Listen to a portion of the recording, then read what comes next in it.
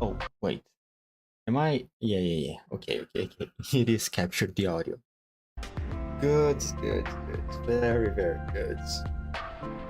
Then I open the stream on my cell phone. Read the chat. There we go.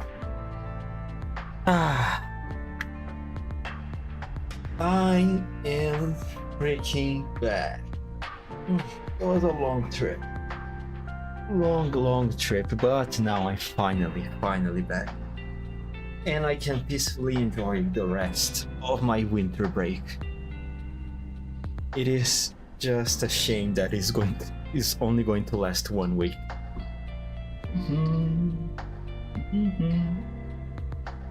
Now, first things first, there's a new doll available and I have not made the pulls yet, so as it is pretty much a tradition at this point, let's start with the recruitment. Chihuan. Still not sure how to pronounce her name. Chihua. Maybe. Well, thanks to the Doritos upgrade, I have now a lot of tickets and obviously I also have a lot of collapsed crystals here. So the fact that I'm going to get her, it is not a surprise. It is a certainty. It's just a fact. The real question is, I hope I can get her before reaching the heart pity.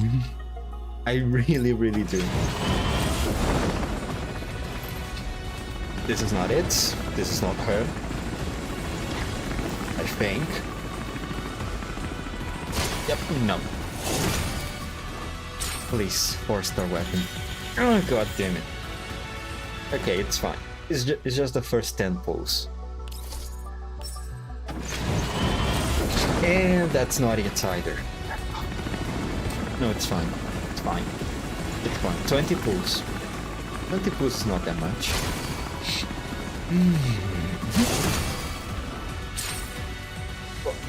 No, it's not it. Please give me the 4-star. God fucking damn. 4-star weapon, please. If you're not going to give me Chihua, at least give me a 4-star weapon.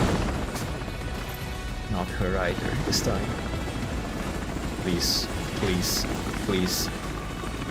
4-star weapon. 4-star weapon. 4-star weapon. Let's fucking go! Now I just need to get Chihua. Oh, you're pulling Kiro? Oh, hello, Zuke. Yep, I'm pulling for her.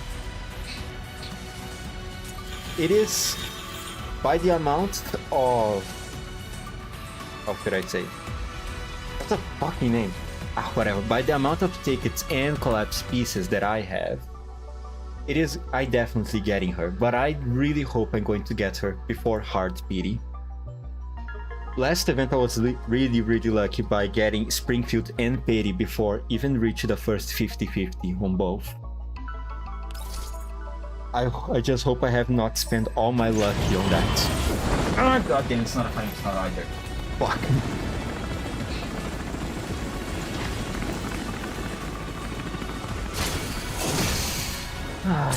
God damn it. Please, Chihua, please, just go. Ah, god damn it. It's fine. It's completely fine.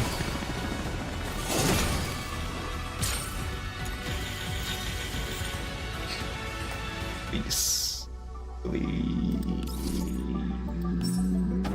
Oh, let's go. Okay, Chihua.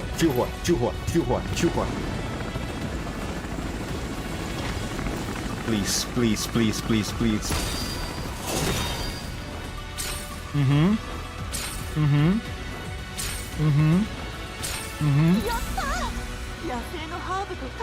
Let's fucking go! 月がちょうどいいところに It's just that easy. It's just that fucking easy.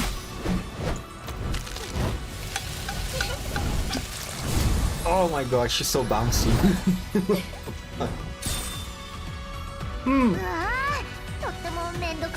Oh, hello, coffee. Don't worry, I suspect this game has very high rates, so no need to worry about losing 50-50. It sure does give that impression, doesn't it? This game. The rates of this game. Ah, man. Ah, so good.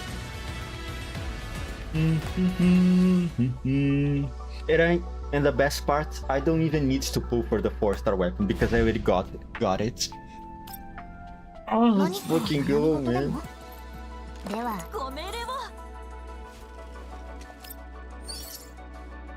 Oh, let's go.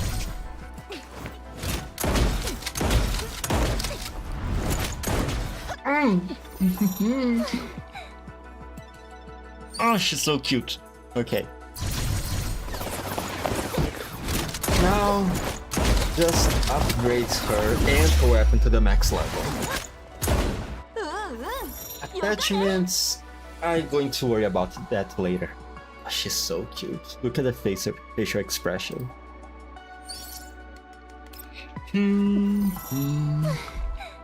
It really does. Like, I have never won like 9 50-50 in a row in other gacha games with this gacha system. But GFL2, man, the game seems to really love us.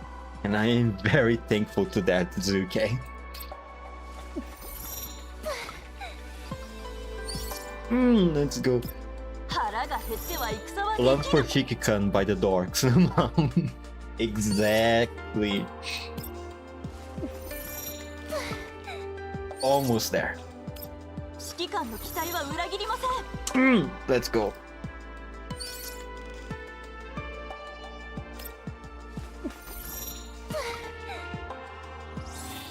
Alright. Now...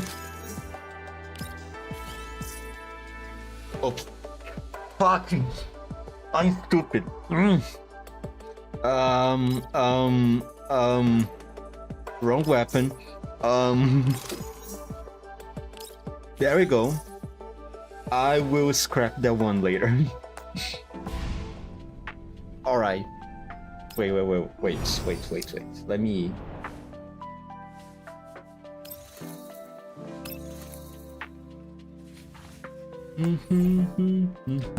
Gonna give her a gift. Max level 3 stars, Lemao. Stop laughing. You didn't see shit.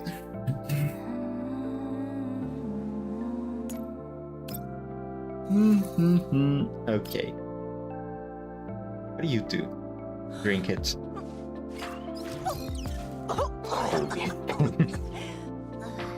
She better...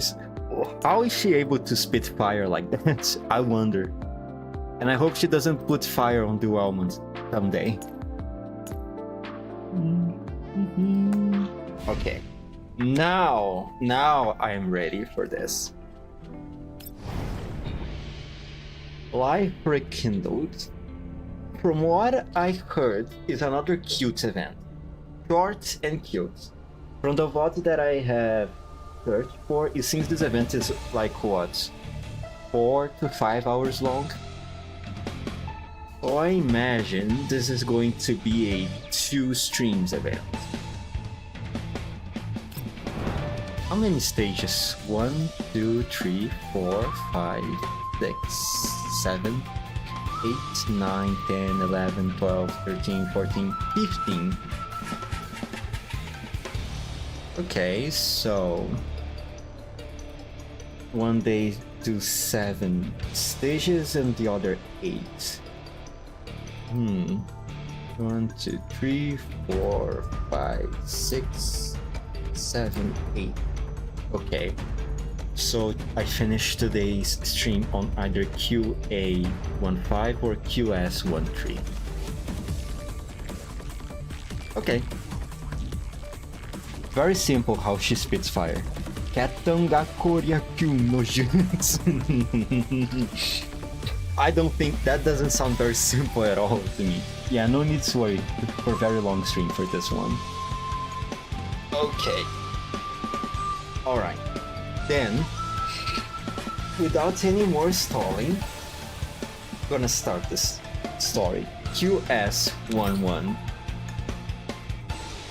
No response. Sorry, the person you're calling is unavailable. This is not a... Now that I think about it, this is not a major event, so it's probably not voice acted, right? God damn it. Okay, alright. Wait, where's my... Oh, my water bottle. Is it full? Yes, it is. Thank God. Okay, alright. It's been a while since I voice acted anything.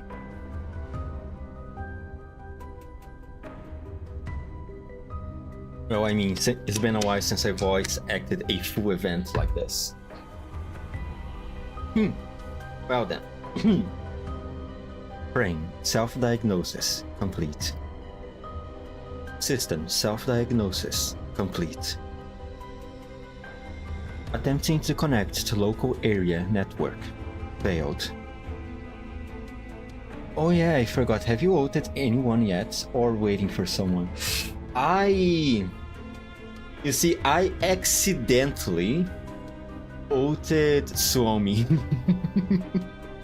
Because there was the exclamation mark notification, right? So I just clicked on it and I kinda got a little absent-minded and I accidentally clicked on the covenant thing, and that's how I got married to Suomi. It was an accident. And when it comes to holding systems, since I have the money that I make from commissions, I was thinking about holding all of them, all the dolls. Like once a month I hold one doll, and then on the next month I spent some money to buy another ring. Since apparently, from what I have seen on Twitter, it does looks like that the commander canonically does spend quite a amount of money on buying rings for the dolls. Seems like so many people accidentally ulted Suomi. It's like a drunk marriage. Yes, it is. But yeah, I think that's what I'm going to do. I still need to read the Suomi affection stories, and then once I do that, then I'm going to start all this thing about holding all the dolls. Attempting to connect to local area network, failed. Accessing narrow cloud backup, failed. Selecting new neurolog destination directory, neural cloud will be backed up to a local destination, confirmed. What is your motto?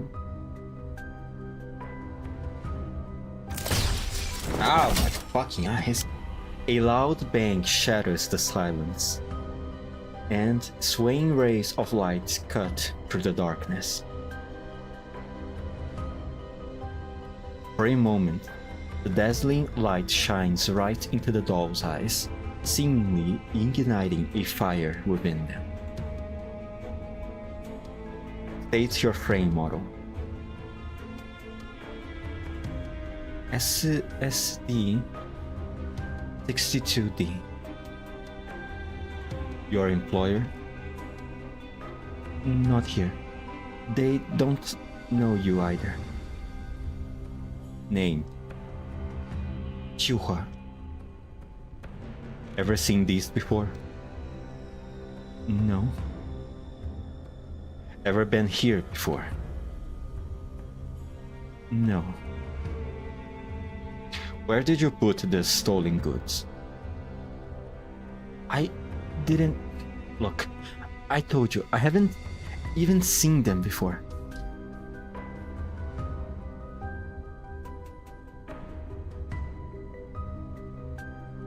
What made the drag marks? Don't know. Do you know what the Nyan is? Obviously I do. It's a legend from my hometown. Last question.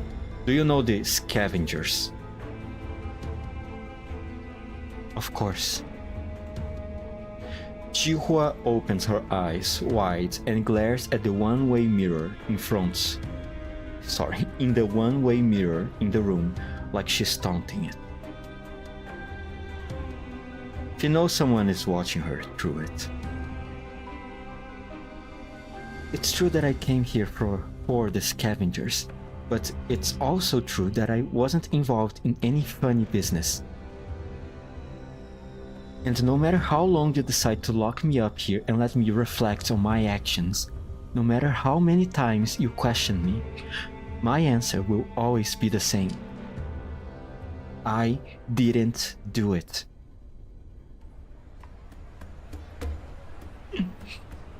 You wouldn't believe how many people I heard accidentally oathed Suomi. Oh, girls, affection story is quite good, I heard, since you plan to oath everyone. Oh, really? Oh man, I can look forward to that. But I have to say though, I'm not going to read the affection stories of the dolls on stream. I'm going to do that on my off time. Because I consider that to be more of a intimate one-on-one time between me and the dolls. So, no voyeurs watching, okay? Haven't read them yet since I'm waiting for the one and only before reading the other doll's affection story. Feels like cheating on her if I go read the others first, my mom. I see, I know what you mean. You know, when she said a legend from my hometown, I got confused at first. I thought all dolls' hometown is IOP land. No. She probably said that because she was a civilian doll, right? That got modified with a fire module? What does they call fire core? Fire module? Whatever. So, probably, because of that, she does consider that the region of China where she came from, her hometown. Probably she does consider the IOP lab her hometown, but the IOPs might be located in China for something. True. Which is why I'm waiting for her to come first before reading the others. I see. Sunlight streams in through the structural beams overhead, giving the cold air the illusion of warmth. Oh, this is it? Is this story a direct continuation of the Peri one? It might be, since she was mentioned on the Peri story. Firing module IIRC. Might be wrong though. If anything, I can always check later on the wiki. Or Ferrari's Bible. As Sabrina walks through the trade fair, her eyes light up as she takes in the items on display and the bright red festive decorations. It's not voice acted. Okay. What voice do I give Sabrina? It has to be more lively. Let me think. This continues from Peri, if I recall. Okay, alright, that's good. Having a direct continuation like that, instead of having a messed up timeline to follow.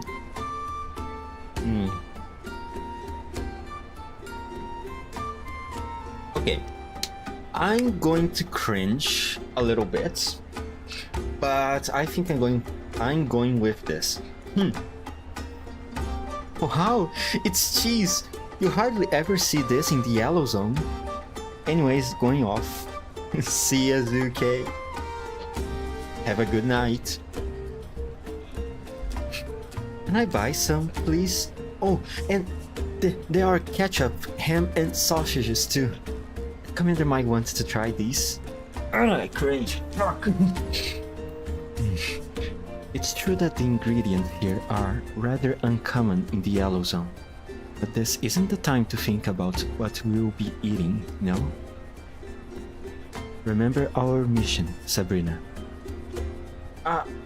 I'm sorry. It's just that things were so peaceful then that I ended up... But this is urgent. Sabrina turns to a nearby stall owner and begins gesticulating wildly as she speaks, with her fingers pinched. Excuse me, but have you seen a doll? She's about this tall, a bit shorter than me, with a fiery color scheme, and looks very energetic and lively? No, wait. The last time I saw her was several years ago. What if she's neither fiery nor energetic now? No, that can't be. I'm sure she's still doing fine. Calm down. Let the owner put down what he's carrying first. Also, we have a picture of Chuhua, don't we? Pardon me, dear customer. Coming through. The man's burden is piled up far above his head. As he brushes past Sabrina, the shaky tower suddenly begins to collapse. Oh, poor guy. Look out. My cargo. I got it. Are you alright, signore? The stall owner dusts himself off as he gets back to his feet. Thank you, miss. I'm okay as long as my cargo is fine. But you're bleeding. It's just a scratch. However, this cargo is important for the climax of this festive trade fair.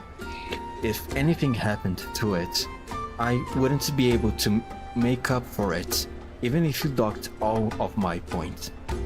I'm just glad you reacted so quickly, miss. Oh, yes. I seem to remember you are asking me something. You were separated from one of our friends. Have you seen the doll in this picture? Let me take a look. Yeah, she seems kind of familiar. I think I have seen her before. Oh, wait, really? Lucky us. We only just started looking and we already found a clue. Have you seen her here? When did you see her? Where did she go? Slow down now, miss. No, wait. The doll I saw didn't look like her. I'm sorry, but there are just too many costumers and dolls for me to clearly remember. We are having a festive. Oh my god, I cannot speak this word. Festive. A festive trade fair, after all. As for this doll, I might have seen her. Might have not. I can't be sure. A festive trade fair? You didn't know about it. We have had a huge rush of costumers recently, and most of them came just to attend ours. I'm pretty sure that in the entire Yellow Zone, hardly anyone else is bigger or better than us. The stall owner uncautiously puffs up his chest and gives Sabrina a thumbs up. Well, at least he's proud of the plate. I mean, the festival's almost here, right? Every year, we hold a special brokers fair here and lay out all the best stuff we have found over the course of the year. Most of it is the good stuff from the Green Zone. You have come to the right place, dear customers. Wow, no wonder this place is so crowded. Perhaps, did Chuha come for the fair too? The busiest time of the fair is still a while off. Once it officially opens in a few days' time, every single bit of empty space here will be stuffed full of people. You see, that half-built stage over there? They are setting it up for the opening ceremony. Once it's built, things will be ready to kick off. The owner looks up at a semi-assembled platform, and he can't help his face from creasing with a smile.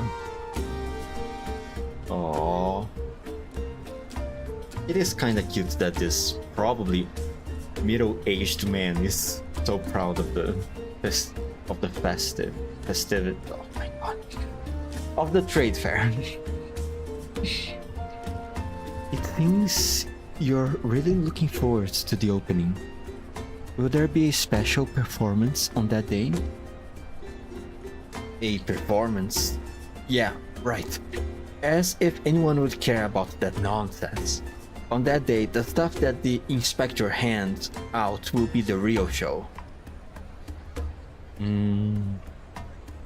Cheese blocks? Collapse pieces? Everything. Foods, spices, medicines, clothes, you name it. It's all there. It's a full half of year's worth of living supplies, only for permanent residents like us. During this time, in previous years, the owner suddenly lowers his voice. We'd already have our supplies on hand by this time last year. The auspicious day that the management committee decided on this year is later on, so the opening ceremony is also delayed until that day rolls around. It's apparently some kind of superstition or feng shui business, but I've got my doubts. Oops, I said it too much. After noticing a squad of uniformed security guards walking towards him, the owner immediately shuts up. What I'm saying is, since we have all waited an entire year for this, what a few days more. In any case, welcome to my stall, miss. Would you like anything? Even if we don't have it in stock, feel free to ask. I would be happy to recommend a suitable place to you. Well, I like the cheese you have here, but something urgent just came up. Sabrina looks away from the stall owner's eager gaze and quickly pushes Groza elsewhere. Rogue's fairs like this are a rare sight in the Yellow Zone. Actually, seeing one in the flesh is quite an eye-opener. It's hard to stay tense in an atmosphere like this. It's almost like a festival, in fact. Chihuahua. Did she really go missing here? I don't see anything around that could threaten a tactical doll. Groza scans her surroundings. They are surrounded by people moving goods, people decorating their stalls, people browsing through sad stalls, and the air is filled with life and cheeriness that she hasn't seen in a while. This place is too big. We need to be more efficient. I will inquire at those stalls over there. I will leave this place to you, Sabrina. Remember to stay in touch. Once we have finished scouting out our assigned areas, we'll head back to meet up with the commander. Don't worry about it. Leave the matter of cheese aside for now. Groza lightly pats Sabrina on the back, then turns and leaves without looking back.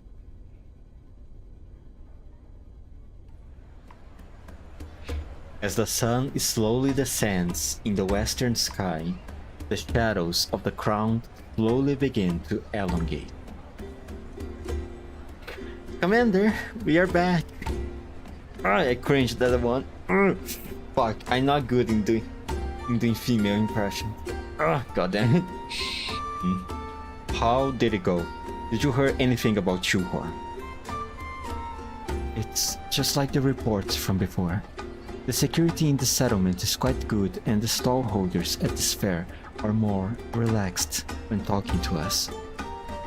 Their wariness is lower, and they seem to be working together to focus on sales. Security is being handled by those patrolling guards.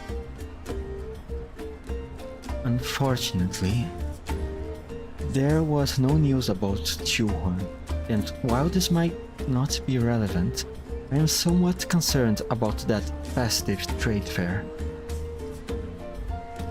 You mean the one that's going to begin in a few days? I saw posters for it nearby while I was looking for information. Yes, it seems this community has a tradition of holding a special trade fair. In the past, the residents would receive half a year worth of daily necessities on the opening ceremony, so everyone's looking forward to the start of the trade fair. However, what got my attention was the fact that the opening of this year's fair seems to have been delayed. I don't get it. What does this have to do with Chuhua? Well, it's just an unfounded guess. I might be overthinking this. Commander, we need more time to make a breakthrough in this case. Is Chuhua alright? She hasn't responded to our calls or texts. What exactly happened to her? Sabrina pulls up the text message log. The last one was sent 43 hours ago.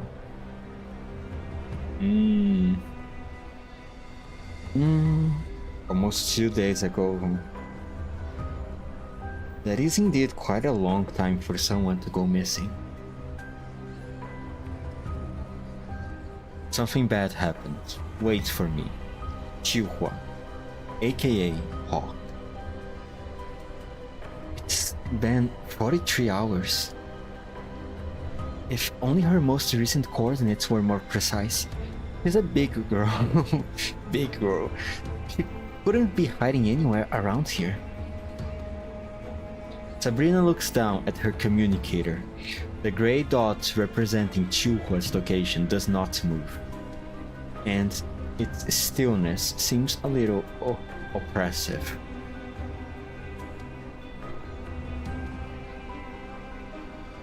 Worrying about her won't do us any good. We need to find her ASAP. That will answer all of our questions. It will be fine, Sabrina. Have some faith in Chuhua. Considering she could survive in the Yellow Zone by herself for all these years, I think she can look after herself for a few days, even if she ran into a bit of trouble. Let's focus on gathering information here. That said, we need to be careful. Pose as fairgoers from the outside and don't draw the attention of the local police again. Yup. Chuhua will be fine, right?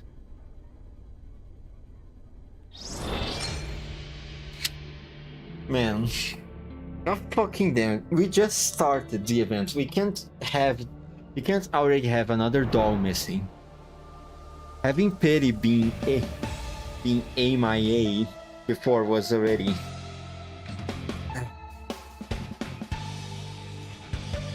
We need to have some measures beforehand to prevent these things from happening.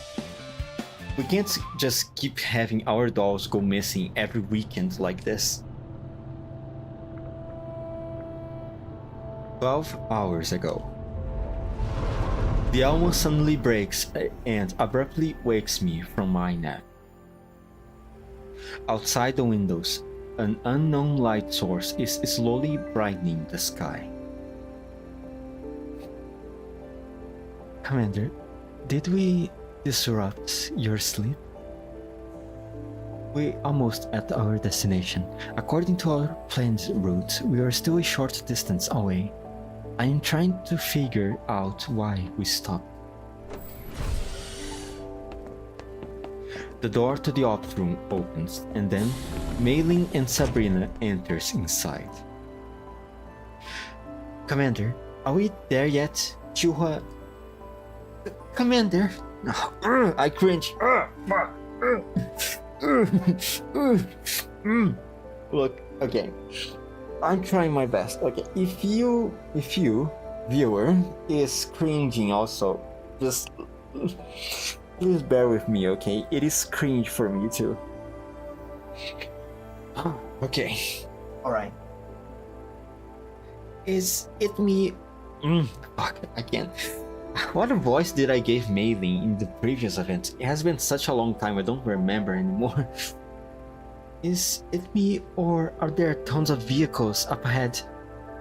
Am I seeing things? Is my sanity slipping because I pulled too many all-nighters? Hey, don't bring the all-nighters already, okay? Don't... I have nothing to do with that. If you're having hallucinations or not, Mei Ling, may I let you know, I have absolutely nothing to do with that. It is your problem. The only thing I am guilty of is not paying you a fair amount. I don't want this, I'm still young.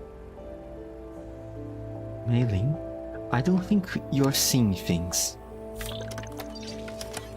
Groza pulls up the radar display, and the big screen is filled with densely packed blips representing various vehicles. They are spreading out in a fan shape, moving slowly and erratically. Most of these vehicles are still operational, and I don't hear any sound of fighting, so it's probably not a traffic accident caused by a firefight. If I'm not wrong, this looks like a traffic jam, Commander.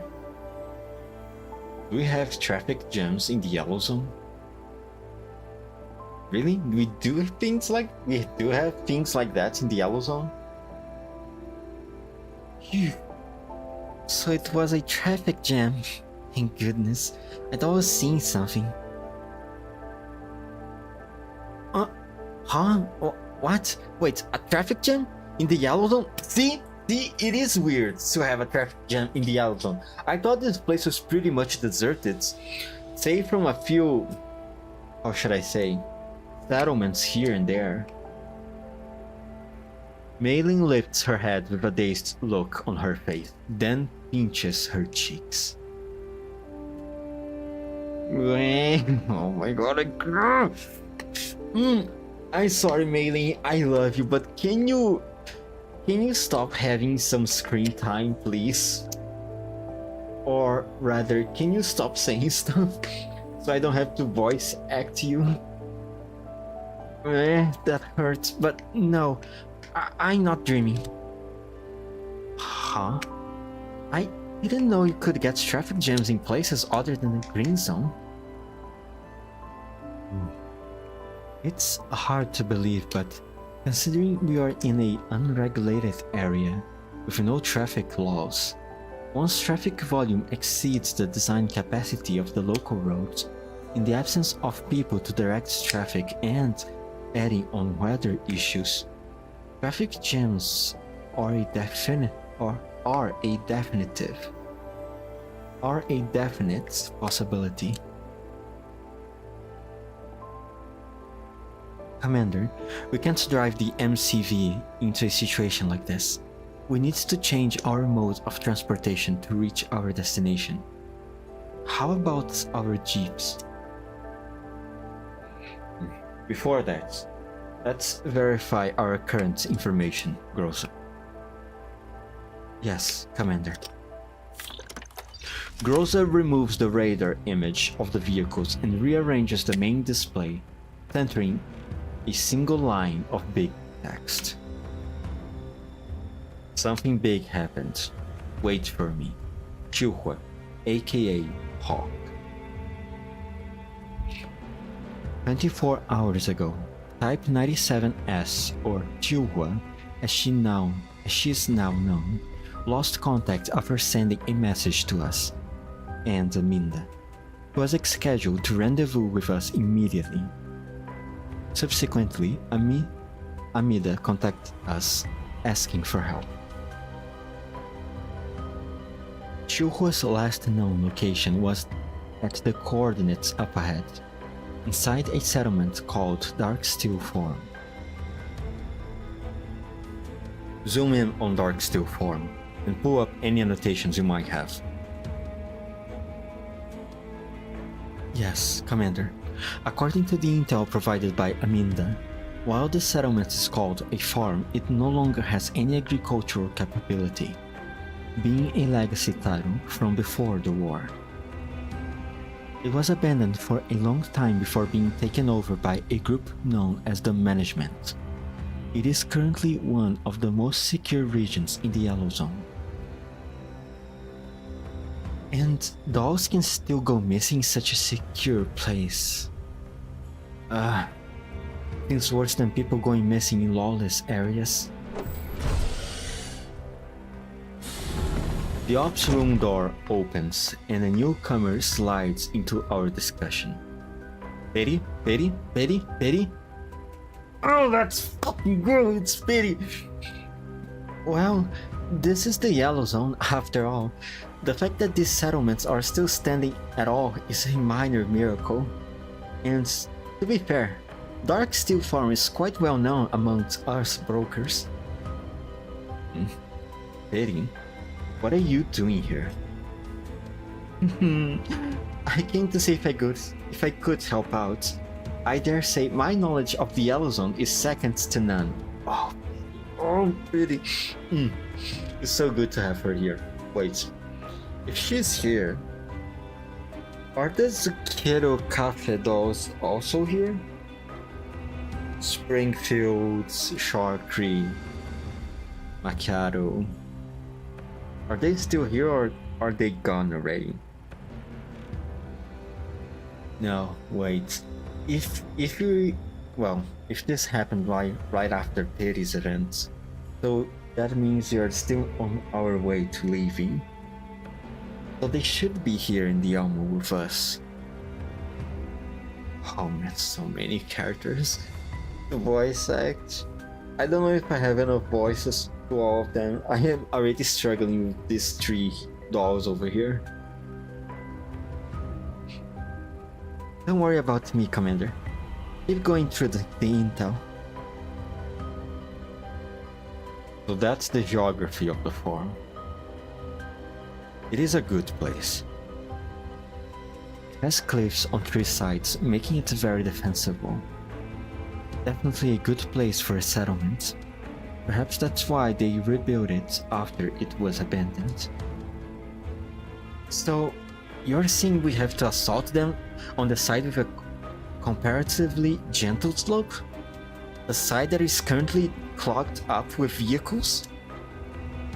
I don't think the situation is serious enough that we have to mount a frontal assault. Management has set up a security checkpoint at the sole pass leading to the farm. Anyone with an entry permit obtained from a broker or a sufficiently well-known faction can enter after passing their inspection. An entry permit? I think I have some friends who have done business with Darksteel before. They might be able to help. Want me to try hitting them up? No need for that. Aminda's already applied to get some for us. Their entry guidelines also state that pretty much all forms of heavy weaponry are prohibited within Darksteel form. Also, the number of combat-capable dolls allowed to enter the settlement is limited, as you can see on the screen. That's all the intel we have, Commander. Please. A loud alert fills the air and a comms request from Aminda fills the main screen, interrupting Gross's words. Commander, it's from Aminda. Put her through. Hello, Chihuahua's Commander. Oh, hey, Miss Patty there too. Thanks for your help during the race. I'm glad everyone made out safely. I'm guessing that you have already reached Darksteel Farm by now. I became a little frantic because Chihuahua's signal suddenly vanished. I only remembered some details later once I was able to calm down. I'm glad you guys haven't headed out yet. We still have time, Aminda. Don't worry, take your time. Okay, I already transferred Chihuahua's affiliation to the Almo. Darksteel Farm has tons of rules and regulations, so I think that will help you get her back more easily. Got it. Thank you. Also, I also have one more piece of news.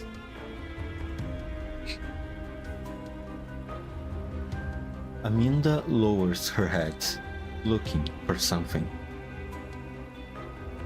Found it. Darksteel Farm has its own currency, so visitors have to go to a currency exchange to trade resources for a virtual currency called contribution points before they make purchases. So please prepare ahead of time if you plan to rest and resupply inside the settlement. That sounds very similar to Green Zone credits to me. Each region has its own independent credits, but I always thought everyone would take to collapse pieces or start this gold in contamination zones like the underground brokers do. Yep. Trades in collapse pieces do exist, but it's only for large-scale transactions between the management and underground brokers. All goods in the farm belong to the farm, and the residents earn contribution points through their labor, which they exchange for the items they need to survive. That system is similar to how things work in safe zones, but don't confuse that place with an actual satellite city. It's a yellow zone settlement, true and true. Aminda raises her head again and looks at us. Right, that's all the intel I have. I won't take up any more of your time, so please, go find Chihuahua ASAP. She's a capable assistant and a good friend of mine. If I just had more manpower on my side. Well, that's enough of that. In any case, I'm leaving it to you. Hope she comes back safely. Bye, Aminda. Bye-bye. After we exchange farewells, Aminda ends the transmission. Your orders, Commander. Since the security situation there is fairly stable and our objective is just to find Chihuahua, we will mount up while keeping a low profile and aim to settle things as quickly as we can. Rosa and Sabrina will accompany me through the farm security checkpoints. Everyone else will stand by on the Alma. Are you not taking me, Commander? I want to help too. Betty raises her arms and hops around to get my attention. Oh, she's so cute!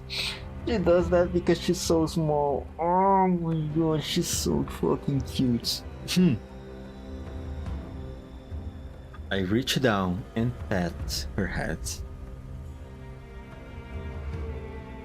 The calm situation on the Elm is better, and staying aboard will allow you to better leverage your intel advantage. Don't worry, you'll be helping me.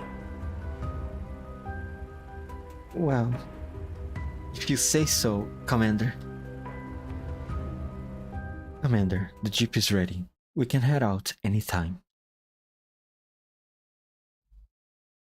10 hours ago.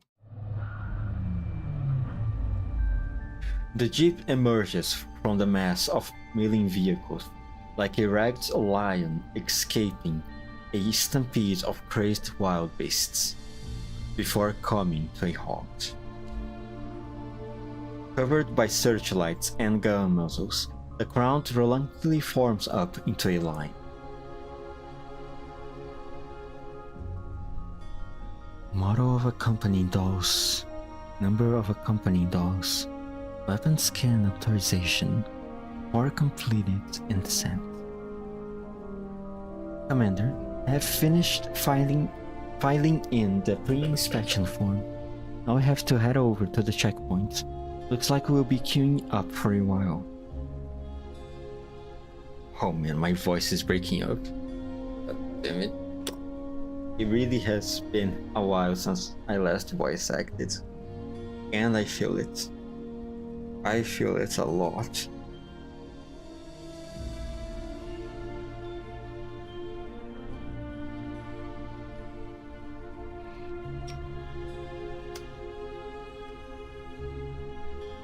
Water. Groza looks at the electronic sign in front of her. Estimated waiting time, 13 minutes. It's not that good, but honestly, it's not that bad either. Wow, this is nothing like the rest of the yellow zones. Is it because there are tons of people here? Things here seems pretty stable. Maybe even prosperous? There is a harshness behind that prosperity. Normal settlements wouldn't impose such rigorous security checks. Green zone amusement parks are also strictly vetted, but amusement parks don't have gun turrets flanking the entrance. Rosa looks up at the menacing gun barrels towering over her. Looks like they got the whole line in enfilade. Enfilade? Enfilade? In enfilade? How exciting. I'm kind of curious. Do they have the habit of ranking their security checkpoint with gunfire?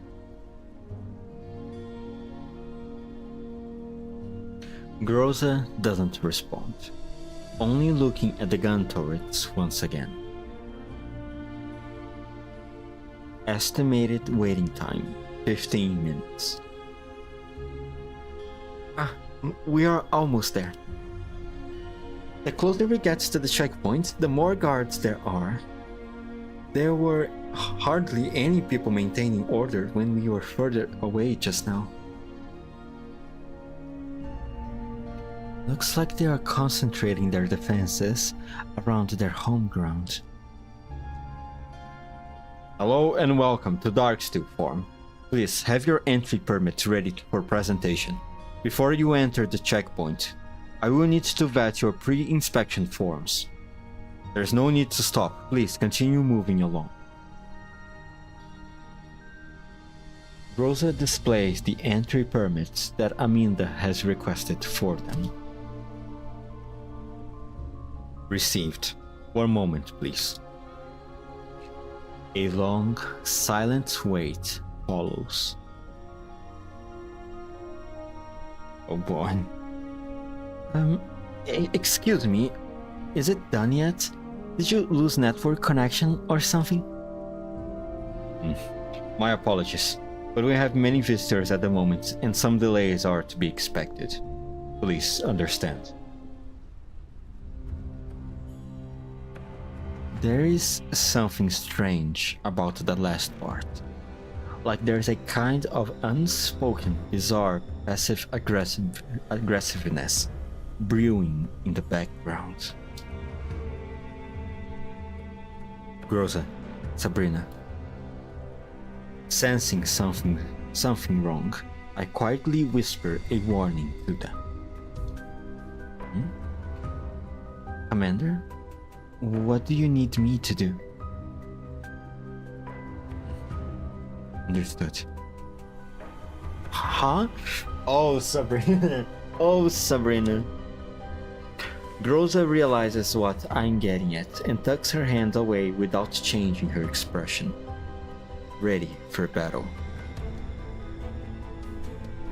Estimated waiting time, 5 minutes. The guards usher the people ahead of us into the checkpoint. Sabrina begins getting uneasy too. Commander, is it me or are there more and more guards around us?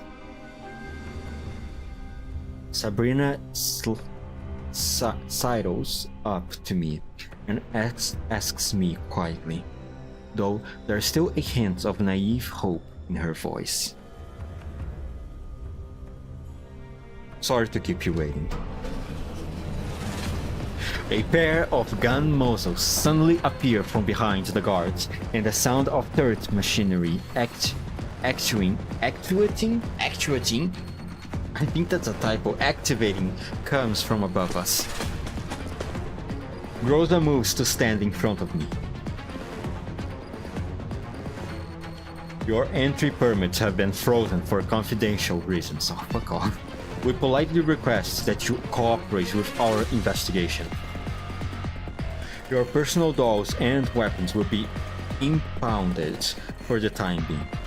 Should there be any misunderstanding, they will be returned to you shortly. You're taking us away? Where to? Potential hostiles incoming. Commander, your orders, please. I see people moving within the checkpoints, and more guards begin stepping outside. Guided by the guards, the people around us in the queue begins distancing themselves from us, and moreover to more distant inspection counters. The steadily widening gap they leave around us is filled by the guards erecting portable barriers. I look up at the turrets above us, which seem to be taking aim. Now, fall back. Estimated waiting time, 0 minutes.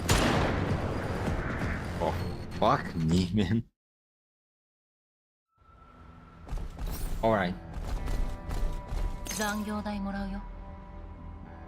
Groza and Sabrina, huh? Oh man, poor Sabrina. Having not spent that much time with the commander in the past 10 years makes her have some difficulty catching up with the commander's intention. Oh, poor her, poor her, man.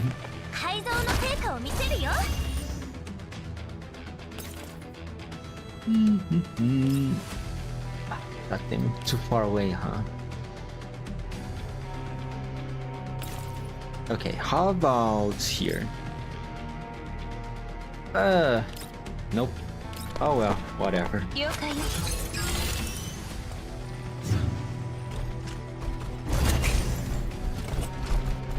Oh. Oh, when she uses that skill now, she gains that effect. Okay. Okay. Rosa can deny damage now, huh? That's good to know. Makes her a little bit more tanky.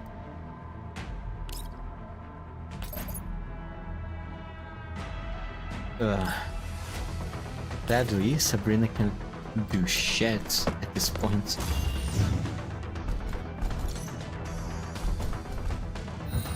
Okay, alright, perfect. Just die. And it's just that easy. Let's go. How do I speak Italian?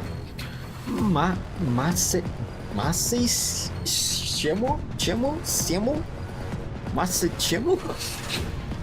Rosa, we are going to crash. We only just got on the jeep. Oh my god, I can't, I cringe. Relax. A sharp turn is followed by a mad dash. What should we do? They are just chasing us. My shield won't last much longer. Sudden braking is followed by rapid acceleration. Before the inertia can fling us out of the vehicle, Sabrina and I get slammed back into our seats.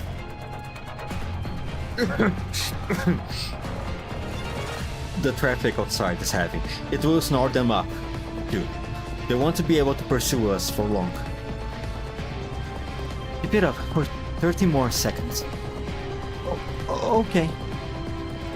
The jeep performs several nimble twists and turns before leaving the whole mass behind it. Looks like we lost them. Commander, Groza, you are amazing. A blinking light representing an incoming transmission comes on. It's from the Almo. I reach out and accept the transmission. Commander, I'm seeing your jeep coming back. Did something happen? There was a small issue. Our entry permits were frozen and we were nearly detained by the checkpoint security. We just shook off their pursuit. Looks like going in through the front door isn't an option. You call that a small issue? You're so cool, Commander. What the fuck? Betty, that's not the time to be... Okay. We will need to find another way into the settlement, Betty. Use your contacts and the almost comms gear and think of something. I will take Groza and Sabrina with me to scout the surroundings. Between us, we might have to come up with a plan. The settlement was built over a set of ruins, so keep an eye out for pre-existing ventilation ducts, wider pipes, and signs of remaining infrastructure. I refuse to believe they managed to seal everything off when they built the settlement. Got it. I will work on it right away. I lean back into my seat, calming my racing heartbeats and respiration. We should get started too. 6 hours ago. Commander, our drones found an abandoned passage. It looks like a sewer from a long time ago. We might be able to bypass this checkpoint and allow access to the settlement. Send the details over. Eddie sends the footage and coordinates from the Recon drone. Our drones only managed to penetrate a short way into the passage because there's a drainage grate inside. There's a lot of stuff caught in the grate too, so it's all we could get. A dog could probably tear through it if they went in, though. It's nearby. That's good. Commander, Sabrina and I can't head in to scout the path. Alright, let's move out.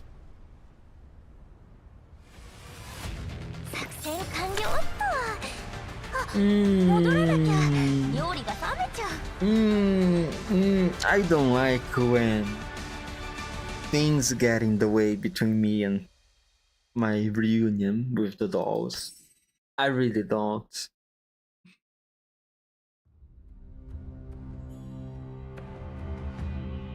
It just makes things unnecessarily more difficult.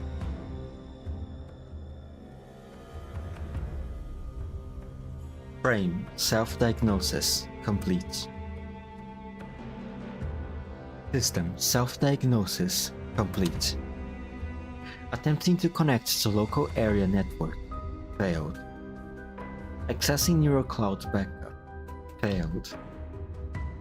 Selecting Neurolog destination directory. NeuroCloud will be backed up to a local destination. Confirmed. SSD 62D, Chihua.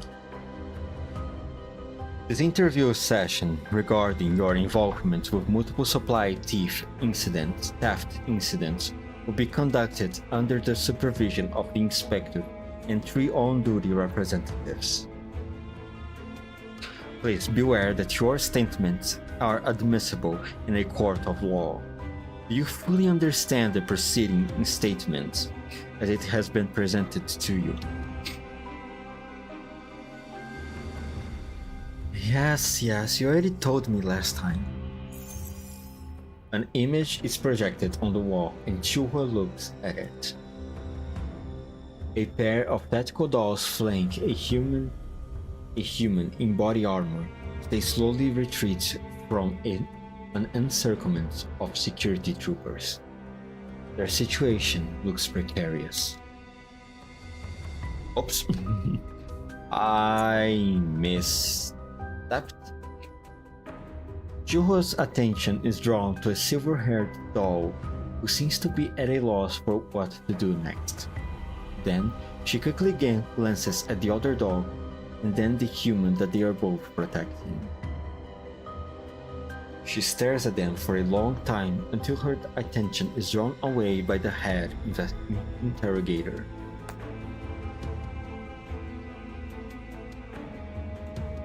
Do you know the people of this image? I can't be sure. Did they come to link up with you? I can't be sure. No, wait. Even if I did know them, they will only be here to pick me up. What is the nonsense about linking up with me? Your statement. Oh my god, I can't fucking read today. Indicates that these people are similar to others that you know. Is that true?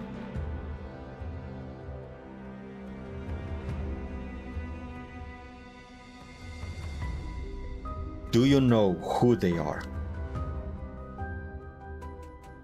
I maintain my right to silence. You guys have that here, right?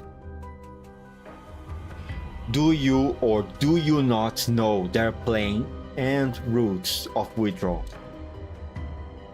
Nope. Have you told them where the stolen goods are placed? That's a leading question. I don't know anything about those stolen goods or whatever.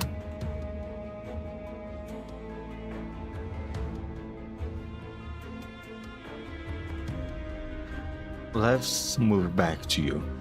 Do you have any collaborators? Collaborators? Say what? Obviously, she isn't going to get an answer.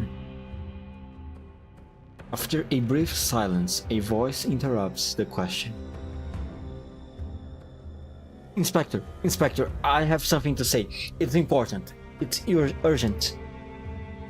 The speaker is so excited that his voice cracks a little, but Chihua can just barely make out the voice's owner.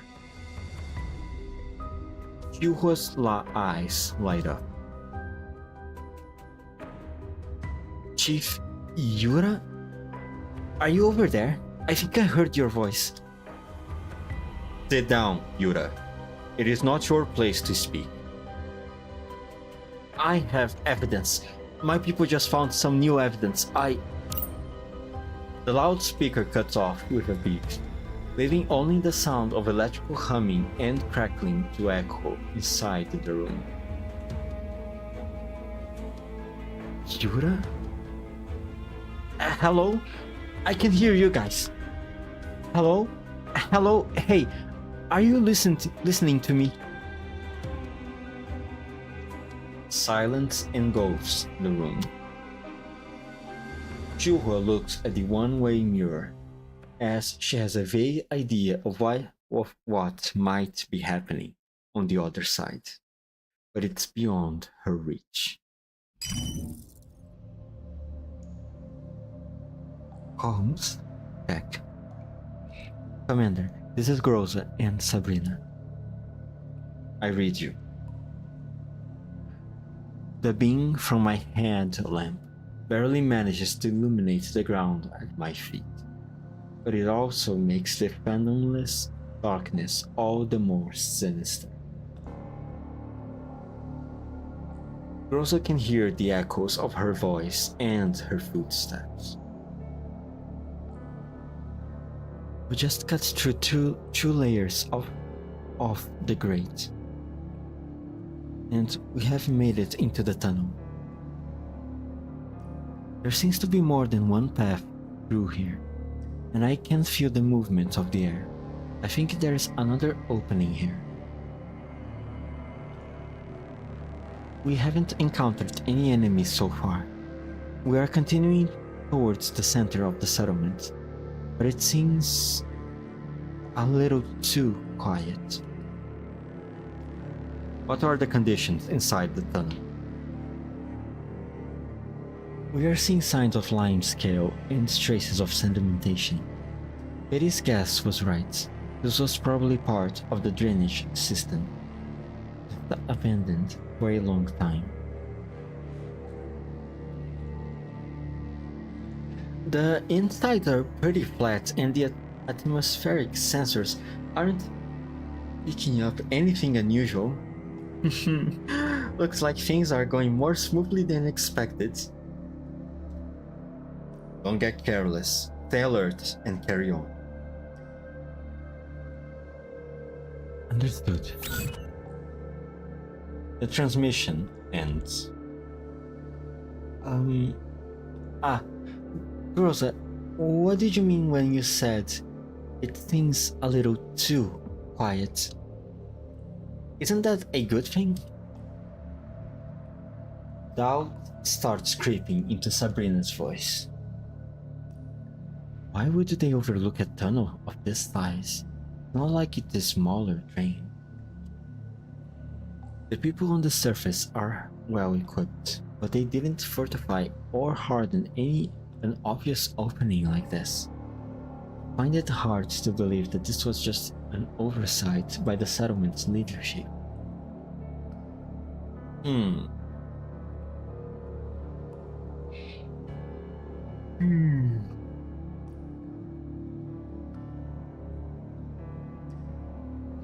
Maybe that's how the people who stole the goods get those goods out of the city. Could be that.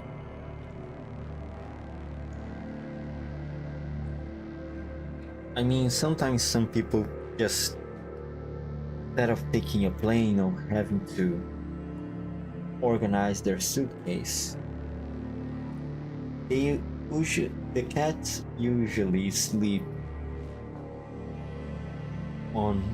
over the bed sheets.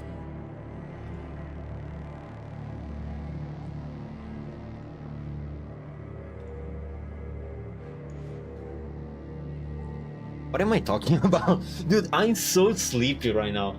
You cannot believe me. Okay. I did had a bad night of sleep last night. And then when I don't sleep very well, around this time, more or less, in the afternoon, I start to get very, very sleepy. And then my mind just starts to just wander. I hope I haven't dozed off for too long. Where was I? The people on the surface are well equipped, but they didn't fortify or harden an obvious opening like this. I find it hard to believe that this was just an oversight by the settlement's leadership. Maybe that's how they... If the missing goods, whoever is stealing them, maybe they use the tunnel to get them out of the city, perhaps. Since when was our luck ever this good? Yeah, you're right. What? But what could it mean? Maybe there's some reason that they don't need to defend this place. Or perhaps setting up defenses were too costly. Huh? Wait, does that mean this place is dangerous? Oh, I'm starting to get goosebumps. Groza suddenly comes to a halt. What happened? Did you hear something? I might be imagining things. No. You should come listen to it too. Sabrina stops and tilts her head attentively. Nope. Didn't hear a thing. Sabrina pulls a small device out of her frame's internal storage. I made this audio amplifier myself. Maybe I will hear something when I hook it up. The gentle breeze blows through and carries it with a quiet sound like some kind of ephemeral wailing. Wake up, kid. Wake up. Wake the fuck up. I think I heard something. Sounds like human speech. Rosa, isn't the physical world, right? Ghosts and such, they don't exist, right? Human speech? What are they saying? I will try to listening. Help me? Help me? Well, it's definitely human speech. It's coming closer to us. A quiet cry for help. The sound of something heavy dragging across the ground. Footsteps gradually resolving into clarity. Cut your lights and hug the wall, now. What? Huh? Eh? What's happening all of a sudden? Too late. Before she can finish, a swift gust of wind rushes past Sabrina's legs. What are these aliens doing here? Prepare for battle. I cannot do the screams, man. Ooh, new map.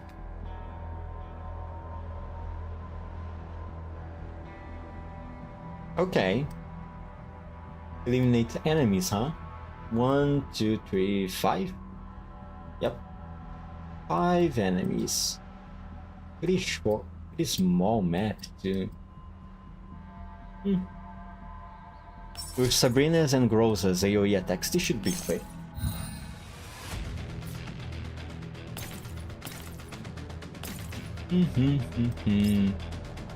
Wake up, kid, wake up. Wake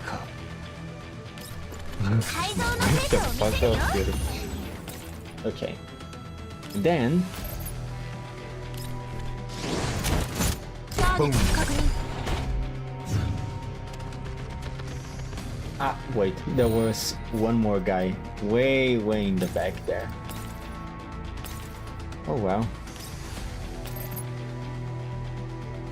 Ha, not enough to kill the frog. Alright, kill this guy. And now I have enough to kill the frog, don't I?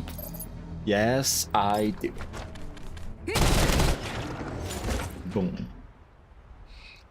Rosa takes down the last of the elites. Finally. Was that the last one? Can I turn my lights on now? I'm turning mine on now. That person calling for help. She's still alive. Miss, you're alright now. Are you hurt? The woman in question is collapsed on the ground. Her eyes drift around unfocusedly. And then she suddenly erupts into an ear-piercing shriek. Oh boy. You know what? I'm not even going to try this one. Imagine a shriek, okay? We beat up all the bad guys. It's okay. It's okay. Stay back. Miss, you're hurt. Do you need help? We're dolls, not elites. Sabrina tries to smile in a disarming way as much as possible. Rosa tugs on Sabrina's sleeve and shakes her head imperceptibly. Don't ask me. I don't know.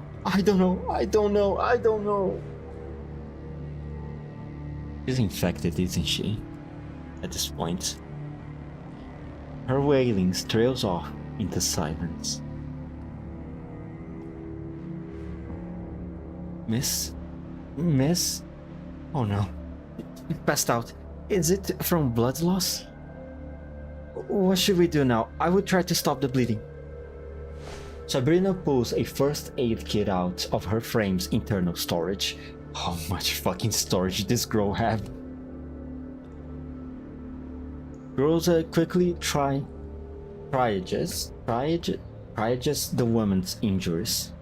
Then she glances towards the direction the eyelid and the woman came from. The signs of drag marks are immediately obvious. Most of the blood lost is from gunshot wounds. Her abrasions aren't too severe and she was only dragged for a short distance. If we could follow them back to their source, perhaps their origin is also our destination. Are we bringing her with us while we do that? Moving while carrying a casualty is kind of difficult. Sabrina, you stay here and care for her. Back me up when needed. I'll head out for a bit before coming back. I will only be gone for 20 minutes. It won't be far, and the risk should be manageable. But so dangerous. If you run into eyelids again. Sabrina meets Groza's gaze and swallows the words she's about to say. Oh, okay, I got it. Still, don't push yourself too hard and come back soon. 20 minutes later. I receive a comms request from Groza while I sit in the jeep. Groza, how is it looking? Commander, I have found an entrance to the settlement. However, something unexpected happened. Rosa briefly describes what happened. Got it. So that wounded lady is out of danger for a moment. But she can't be moved easily either. Is that it? Yes, Commander. Should we bring her back to the Elmo? We can't be sure if she's an ally or an enemy. And we don't know about Chuha's condition. Rosa, Sabrina, wait there for a bit. I'll meet up with you and then we will enter the settlement together. As for the wounded woman, I will have Coffney and Vapley look after her. We will decide our next move once she regains consciousness. Understood. 任務完了。みんな警戒を怠らないで。安全に帰還するまでは気を抜けないわ。Stolen goods. Suspicious entrance to the settlement. Woman wounded by a gunshot, apparently. And the immediate hostility given to us when we try to enter the settlements. Isn't it all wonderful? Oh man. And here we thought that the way to leave would be very peaceful. Our first day of searching for Chuhua in the trade fair ends in failure. We discussed our next move after meeting up. Should we go investigate another location? While few places are as populated as the trade fair, we might be able to learn something new. Or maybe we could walk around the fair again? We'll only have gone around the place once. We might have missed something. Sabrina looks over to the trade fair again. There are eye-catching mascots everywhere, and while the decorations aren't too fancy, they are enough to dazzle the eye.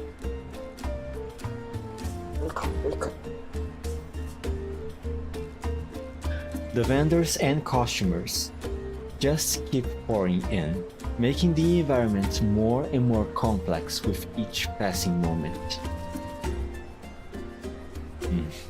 Let me think. Commander, there is a heavy... Rosa's warning is drowned out by the roar of the engines. All I see is her mouth moving and the crowd beginning to move. The vendors don't look nervous. Why is that? Rosa freezes up for a moment, then begins surveying her surroundings without saying a word. The nearby merchants don't look afraid. In fact, they are smiling. Indeed. Kind of noise usually precedes a bandit's raid. In other settlements, merchants would have started packing up their stalls by now. It's the expedition team. The expedition team has returned. I heard that the road running in front of the warehouse was under repair recently, so the expedition team is detouring through here. Friends, when you say expedition, what exactly are you talking about? Oh, are you customers from the outside? You'll see a bunch of heavily armed guys passing through here in a bit. They are the expedition forces of our Dark Steel farm. Don't worry, dear customer. They're not here for involuntary assets transfers. We don't operate like people on the outside. Look, their convoy's actually passing through. It's your lucky day. You will get to see our expedition team leader in the flesh. That doesn't happen often. Their expeditions usually go on for a really long time. In the past, Leader Garen would bring his boys back in just a few days, but recently they have gone for up to 2 weeks at a time. Yeah, good thing they made it back in a timely manner. I bet they got a lot of good stuff with them. This is a good sign. Oh, my voice.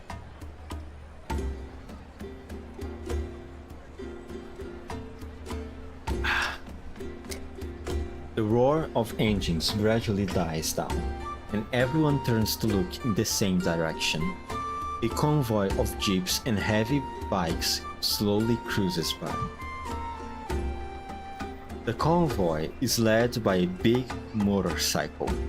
Its rider is a massive man in full combat gear, who's casually steering his rides with one hand while waving with the other. His response seems to excite the surrounding vendors, who begin to shout and cheer. You might not know this, but the reason why we can set up here without having to worry about anything is because Expedition leader Garen and his boys go out and collect supplies for us. In fact, It's thanks to leader Garen's valiant efforts that this festive trade fair is even possible in the first place. It's every man for himself on the outside, right? In here, everyone has a job, and we do it. The expedition team finds the stuff, and we sell it. Also, that's why they're so excited. Basically new stuff to sell. Yeah. Life's easy for us because everyone does their part. Still, the hardest working people on the farm are Inspector Leo and Expedition Leader Garen. Yep. It's got to be Inspector Leo and Expedition Leader Garen. No doubt about it. It's the Expeditioner, it's the Inspector and the Expedition Leader. Okay, you two, I get it, stop repeating that. Why aren't you inquiring further, dear customer? Aren't you the least bit curious about this big shot of ours? How can we keep praising them if you don't ask us about them? Go on. Nah, I'm fine, guy. Dude, I'm fine. The vendor seems to be in such high spirits that it actually comes off as a little oppressive to the dogs. Okay, so why does everyone like them so much anyway? Oh, it's nothing special, really. It's just because they built Darksteel Farm with their own hands, brought everyone together and distributed the work among all of us, that's all. That's right. And they built our checkpoint, laid down the settlement guidelines, made sure they came back from all their expeditions with something to show for them, and enriched all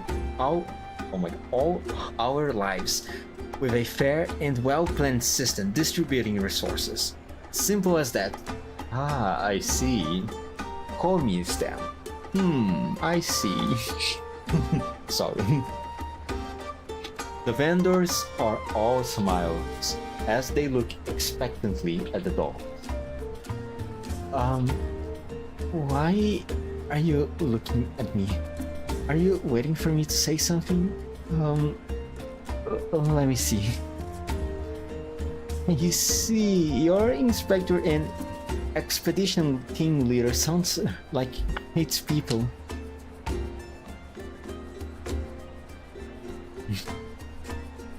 Bringing Sabrina along was the right decision. It was the right decision indeed, Groza. The vendor seems satisfied with that.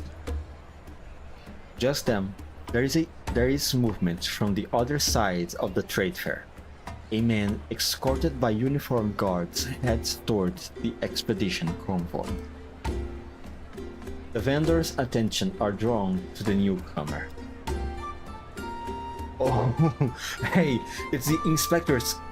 The inspectors come to welcome the expedition back. You're all lucky, dear customers. You get to see both of our prominent figures at once. And that's pretty good, right? Since our big shots get along, the rest of us can live in peace. I heard that in the past, they were both bounty hunters who befriended each other. Their friendship older than this settlement. Both contingents make contact, and from where I am standing, I can see the expedition team leader take off his mask and laugh heartily. The inspector and the expedition team leader clap each other on the shoulders, and their mouths move, but their words are drowned out by the surrounding noise. Gruzen, can you get closer? Try and eavesdrop on what they are saying. Rosa nods and blends into the excited crowd. Shortly afterwards, the group headed away from the trade fair together, and Rosa returned to my side. They were just exchanging greetings. The inspector seemed to be asking about their casualty status, and the expedition team leader replied, We are old hands at this, so we didn't lose anyone. It was a milk run. You, on the other hand, you better speak up if you're having any difficulties. We both know how things have been on the past 2 years. That doesn't sound like anything special. Is all the stuff we are learning going to help us find Qiuhua? Sorry. Is all the stuff we are learning going to help us find Qiuhua? It doesn't seem relevant now. Perhaps we need to change our approach. Let me think. Right. Back to work. Seeing the inspector and the expedition team leader make me feel like I need to do my part too. The festive trade fair is our battleground. That's right. We need to lock in too. Lock in, huh? I will keep an eye on my stall.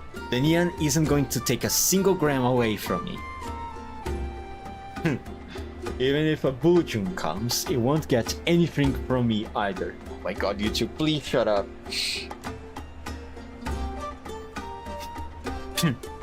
I'd rather those Bujun stay away forever. Well, even if one does turn up, I'm sure Expedition Leader Garen can deal with it, right? I heard that he beat 100 elites to death when he was outside with his bare hands. Oh god, they are starting to exaggerate things now. What? Can humans even do that? No, they can't. They can't. They absolutely cannot, Sabrina. Why not? What's all those pulp novels from circulating in the forums, eh? Granted, I haven't actually seen him do it in person, but it's got to be grounded in reality. There's got to be some basis to it, right? I was gonna tell him. Still, I haven't heard about anyone being robbed by the Nian recently. My nephew's in the guard, and they say they have caught a suspect for being the Nian. Maybe they won't be any more robberies from now on. You can catch something like that. My uncle's in the expedition team. My uncle's is in the expedition team. He says it's an immoral monster that comes and goes without a trace, and only goes to sleep in spring. Oh boy. I have no idea what they've been talking about since just now. What's the Nian? Is it some new kind of elite? I am not sure, but apparently one's been captured. And Qiuhua went missing around the same time. It's worth looking into. The Nian. Sounds kind of familiar. Now, who mentioned it before? Was it Mailing? I think Mailing told me a story about it in the past. A light snow had been falling outside back then, and the season seemed to match up. Meh. Why not just ask them directly? This vendor seems like nice people. Surely they will tell us all about it, right? Sabrina decides to ask them about the Nian. The Nian. Well, you don't need to worry about it, dear customer. Looks like it was actually a thief mucking about. I have never heard of it going after outsiders before. That expedition team uncle of mine said that that it comes out to cause trouble when winter comes way to spring, and it goes back to sleep once spring comes. Hang in there, you won't be long. The festive trade fair is coming and so is spring. Like they say in the fall. Stronger and stronger each spring. Oh man, I want this guy to shut the fuck up already. This man sounds like a marvelous beast. Is your uncle an expert on such things?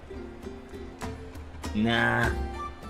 All this stuff about the Nyan was collected by his pals in the expedition team from data chips they found outside. It's just that recently, we have been losing stuff here and there, and it fits the description of that Nyan monster causing trouble. Utter nonsense. What's all this rubbish about monsters? If you ask me, it's the fault of those trash collectors. My nephew and the guards have been doing extra shifts because of them for a long time now. They have changed patrols, and apparently they found weird tracks where those trash collectors left. Personally, I think it was done by some horrible UMA or something. I mean, we are in the contamination zone. I wouldn't be surprised if there were weird mutants running around. There's no getting through to all-cuts freaks like you. As if you are any better. Where's your proof, your conspiracy theorist? Thanks, guys. Well, we will take our leave then. The vendors began arguing with each other and paid no heed to us, thank God. They're going to stop talking. Plus, Sabrina breathes a sigh of relief as she backs away. She then signals to Groza and me, indicating that we should follow her. However, in her relief, Sabrina has not realized that a squad of patrolling guards is approaching us. Sabrina, look. Groza's warning comes too late. As Sabrina backs up, she crashes into the guards behind her. I'm sorry. It's alright, dear guest. Actually, we are looking for you. Would you mind coming with us? Could it be that you have seen the doll we are looking for? I'm sorry, but I don't quite get your meaning. However, I'm sure you don't want to cause a big disturbance here. Am I right? Well, of course we don't want to make trouble, but... I mean, while you are in uniforms and look really convincing, blindly following strangers in the Yellow Zone, it's really dangerous. I will need a more convincing reason to go with you.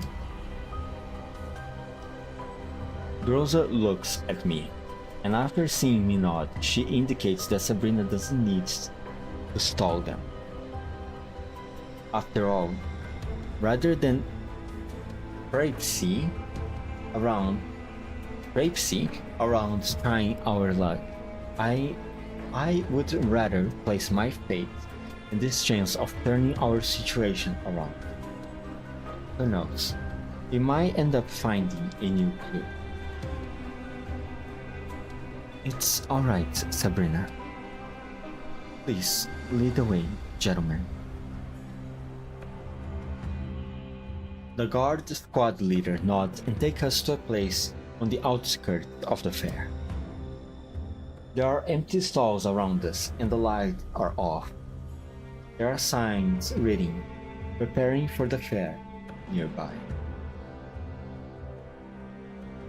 We apologize for interrupting your shopping, but we received an anonymous report from a stall owner.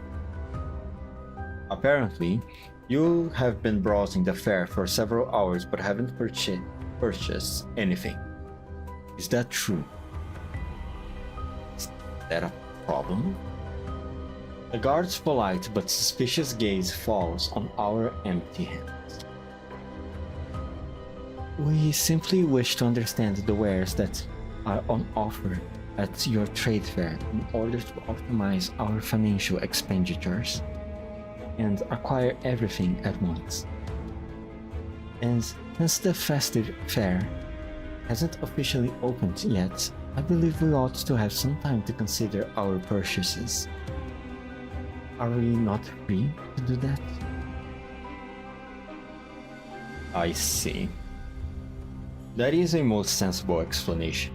However, according to that anonymous report, you, specifically, these two dolls, did not ask any questions about what our sales personnel were selling.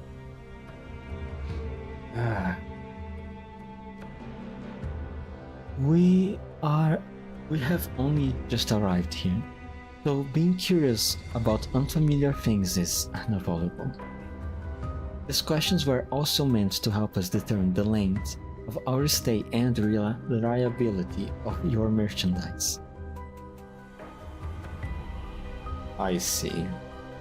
Perhaps this was just a misunderstanding. However, we are compelled to do our due diligence, and thus I must remind you that according to the farm resident regulations, any personal inquiries, eavesdropping, and other such activities that are not sanctioned by the farm management are considered illegal. Repeat offenders will be banished from the farm and permanently buried from entry. Surely you must have heard that when passing through the security checkpoint, I urge you to keep that in mind and avoid doing this again.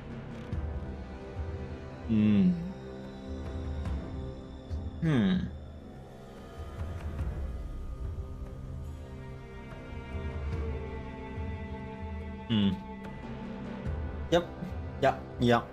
There is something wrong with this place. Definitely.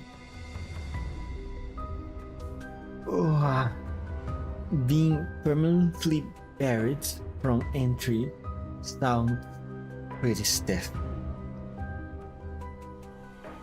Well, what a stroke of bad luck. I exchange glances with Groza. I see. We'll keep that in mind. Now then, please show us your entry permits. Oh fuck. This interaction constitutes a first warning. I will need to verify your entry permit serial number and ensure that said warning has been logged. An entry permit? Sabrina lights up to me and nervously asks me a question. Commander, our entry permits, they won't work, right? I mean, if even asking around is illegal, then what are they going to think of illegal immigration like we just did? You think they would dump us off to the side of a cliff? I pat Sabrina's back, console her, while I observe the surroundings. We're on the edge of the trade fair, and the cold wind is blowing wildly through the empty stall. There are drifts of uncleared gray-white snow piled up against the walls. Even if we make a ruckus, I doubt it will draw much attention. I give Groza a meaningful look. They don't even need to communicate their intentions. Their connection. Groza is such a canon wife that her connection with the commander is so strong she can communicate with him with just looks and stares. Oh my god. Certainly. My permit, it's right here. I make a show of reaching into my backpack, and the guards focus their attention on me. Rosa is ready to strike. Here you go. The guard squad leader reflexively reaches out and takes my permit. I grab his hand and immediately put his arm into a lock. The other guards are taken completely by surprise. Rosa, knock them out. Will do. Rosa seizes the opportunity I have created, while I yank the guard leader away from his squad. Sabrina, back Rosa up. Just like that? Sorry, Mr. Guard, but right now, I need to ensure our freedom of movement. And just like that, we find ourselves having to fight the authorities once again. It never gets old. Oh, hang on a bit. I want to top off my battery. So, my mission is to provide support. Do your best, Groza. You have already beaten half of the enemies. Sabrina, that's called supporting. Let's go. Everyone, we are withdrawing towards... Sabrina?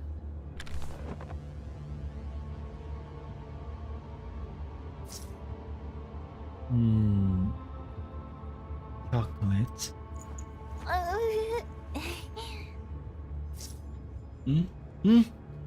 I'm listening. We can back out in that direction, right? Make sure you protect the commander.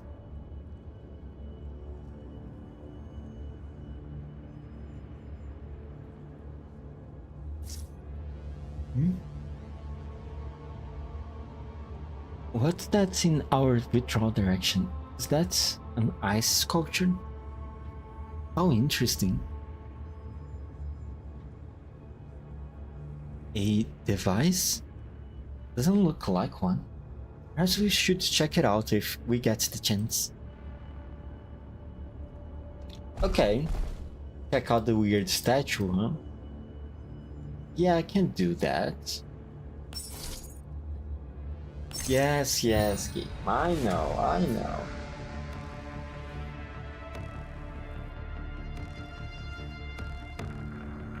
Okay. Alright. Okay. Now, what do we have here? To the guys. And to this guy. Easy. I think I want to reach that dinner gate statue before even getting crystals. Sorry, not crystals. Collapse pieces.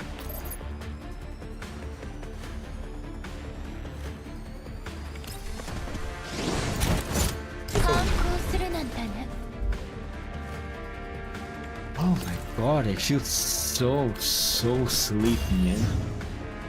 Jesus Christ. I don't think I slept that badly tonight. But it seems like my body wants to disagree with me.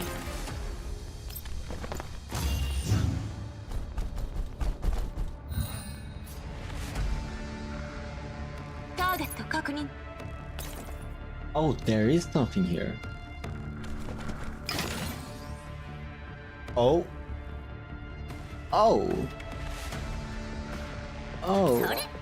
Okay. Alright.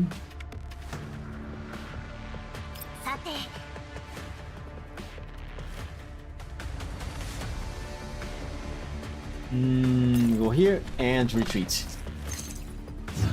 Oh my god, I feel so sleepy.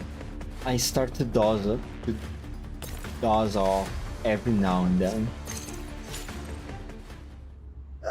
I hope that that time when I was pretty much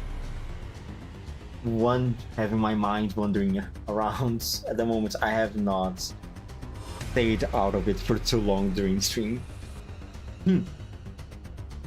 Ordinary guards are no match for tactical dolls. However, the dazed guards soon regain their bearings. This is squad 3. Not good. Stop him. One of the guards is holding a communicator. Rosa runs towards him. A laser dot flickers across her back. I turn to the stray guard who's apparently slipped the net and pick his gun away.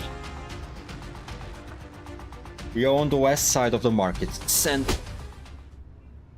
Something whistles through the air, and a spatula smashes into the guard's communicator, sending it flying. Chuhua, please. Stop! It's all a misunderstanding. A loud voice rings out from the distance. Everyone pauses for a moment, which is long enough for the girl who shouted to run up to us. Chuha? Oh, let's go! The newcomer picks up the spatula and smiles breezily at us.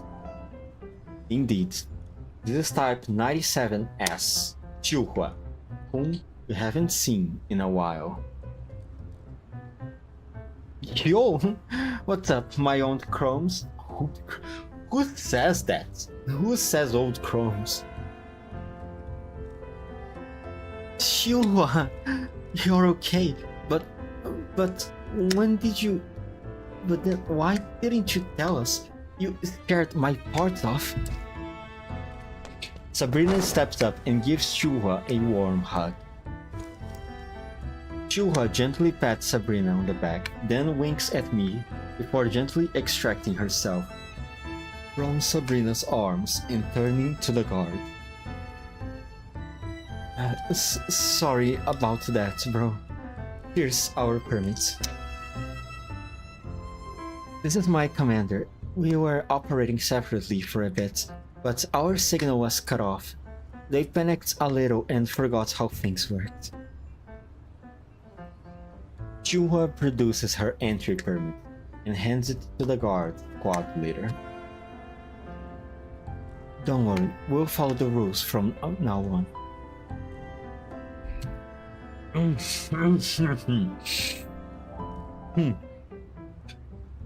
Assaulting an officer is also a violation of the rules. Come on, can't you just let it slide? If they are passed out, I will just shake them awake. How about that? I mean, it's not like anyone died, right? See? No serious injuries or anything. This doesn't even count as an assault here in the Yellow Zone. Maybe an accident or something at most. You are going to wake people up? Let me help. After getting my approval, Sabrina and Groza begin helping Chuhua with the cleanup to show our sincerity. What rubbish is this? Just then, the communicator that's lying on the ground nearby connects automatically, and a distress call from another guard squad comes through. Looks like your guard friends are busy. It's a festival and all. I mean, this is a key period for the trade fair, when there are the most people around, so since we are alright here, we won't delay you guys any further. So, what say you close an eye to this, and we will live our lives on the straight and narrow from now on. Doesn't that work out for everyone? The distress call from the communicator keeps going. The guard squad leader glares hard at Chuhua, then grits her teeth and picks up Chuhua's entry permit. Let me check your logs. So, you were arrested and you were just released? Yeah. It was a misunderstanding. Look, it says not guilty right there, doesn't it? You have had way too many people here recently, so it's no wonder why these hiccups keep happening. Like this time around, for example. Our commander is here to make big buys at your festive trade fair, and he's all about peaceful coexistence. Definitely not here to make trouble. The guard captain is silent for a very long time. Clearly, he doesn't want to deal with Chuhua. Fine then. The warning's been logged. Any future violations will result in a steep penalty. The guard eyes reproachfully.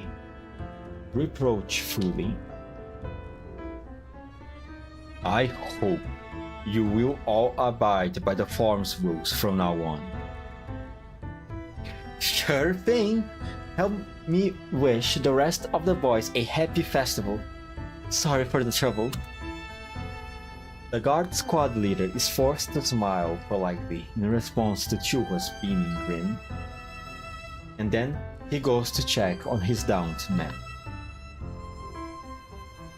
Chuhua helps lift up the unconscious guards and hands them over to their comrades. Then she pats her chest with a chuckle. Phew! We might not have gotten out of this so easily if the guards weren't already so overworked. Oh, and then the music, the emotional music.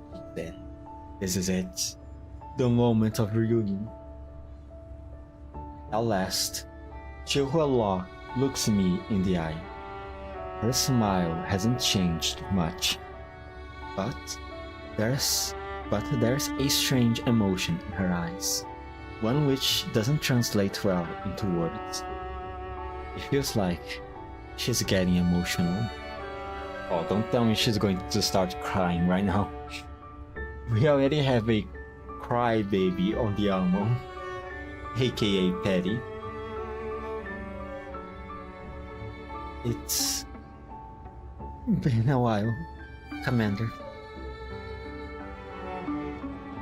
Her voice is softer than just now, with a hint of gentleness that's quite rare for her. Oh, and Sabrina and OTS 14, glad to meet you. Oh, she's Groza. Just call her Groza from now on. Hello, Chuhua. So our mission to find Chuhua is complete then? It went better than expected. Chuhua, I haven't seen you since you finished that job in the previous satellite city. How did you lose contact with us? When we get back, you have to tell me all about it. As Sabrina grabs Chuhua and begins to drag her away, Groza looks at me. Commander, we'll be going back now, or are we staying here for a bit longer? Well, since Chuhua entry permit passed muster, I think we can make proper purchases. And if we can't shop, why not call the others over from the Almo? I don't think they will allow us to have that many tactical dolls here, Rosa, I think. The festival is almost upon us, and Mei-Ling been looking forward to the shopping and celebration. Wait. Chuhua tugs on Sabrina's arms, indicating that she should stop. Commander, please allow me to stay here for a few more days. I have some unfinished business that I need to take care of. Unfinished business? I can't talk about it here. Please, follow me, everyone. Chuhua's face grows serious as she looks at the nearby guards. 任務完了。みんな警戒を怠らないで。安全に帰還するまでは気を抜けないわ。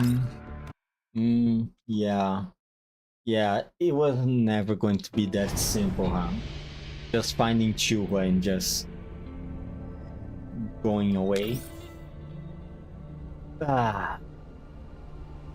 Of course. There's always something that needs to stay in the way. QS12. Why reminisce at reunions? When it comes to waxing nostalgic, there are so many things to discuss that we might as well start by discussing the matter at hand. Okay, alright. The long winter night finally arrives in full by the time we reach the highland.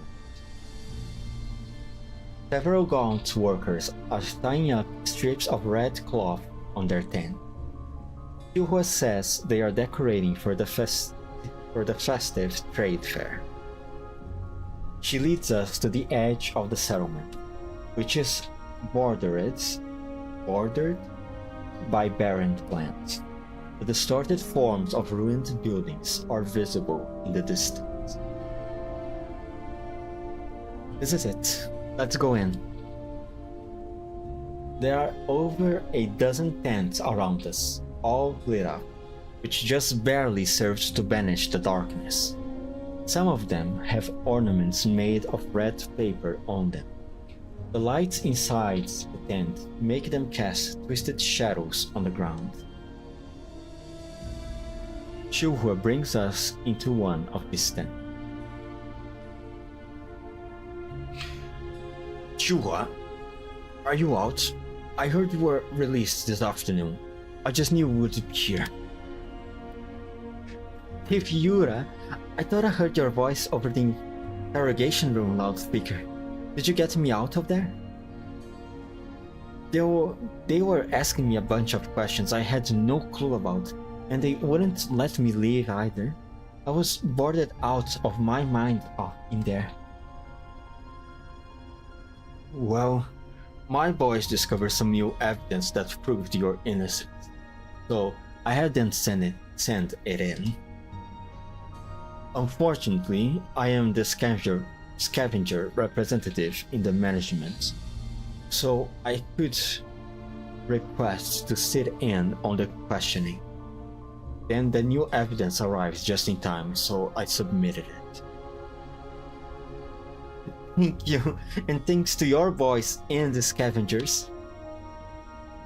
Well, you're a guest who came to help us, so it only makes sense that we should help you if you were wronged. I mean, the festive trade fair is almost here, so we couldn't just let you spend it rotting in jail, right? Oh, yes. These guests of yours are... This is my commander. These are my friends, Sabrina and Groza. Oh, so you are the commander that Chuhua keeps talking about. Welcome to this scavenger camp. I'm sure you haven't spoken in a long time, so you must have a lot to talk about, right? Well, don't be shy. Feel free to take a load off and rest here. The scavengers always welcome new members to the family. Yura stands up and gives us the tent for ourselves. I'll go see whether our experiments in raising crops have borne fruit. Feel free to catch up with each other. Looks like this tent is ours for the time being. Alright, Have a seat and let me tell you the story so far.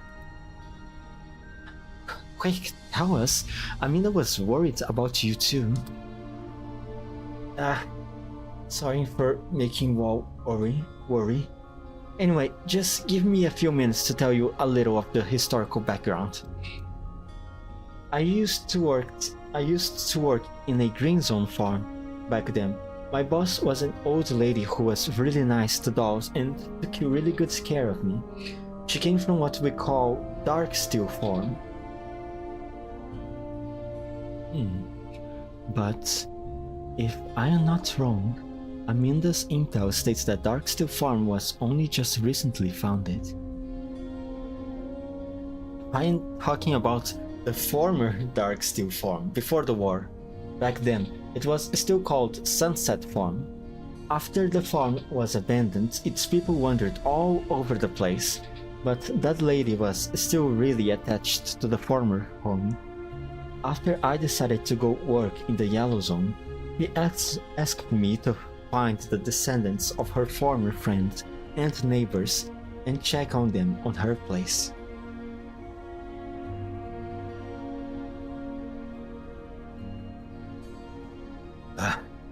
That was such a long line. Wow, I think I heard you mention her before. I didn't know she had a background like that. Yep. I heard that someone rebuilt the farm, and after learning that the descendants of former farm residents were going back this year, I made plans to come by and pay a visit. Then, Amina came from an underground broadcast gathering and told me that she did run into the commander and that the agreement restrictions had been relaxed. So, as it turned out, going to the farm would end up bringing me back to Lielmo too. I was thinking of taking care of the old lady's request and then meeting up with the commander after everything was settled. But I didn't expect that I would end up causing trouble for everyone. Chihua pats her hands together apologetically and smiles sheepishly. No problem. Keep going. So, why did the people here lock you up anyway? Well, there had been a spate of theft cases shortly after my arrival, with the stolen items being rare spices, and the guards just so happened to find unknown dragon marks in the Barrenland out back. The only people there were me and the scavengers. The guards weren't able to find anything on the scavengers, but they just so happened to find the exact same spices that were missing on me. Oh, and she had spices on her because she's a cooker, right? I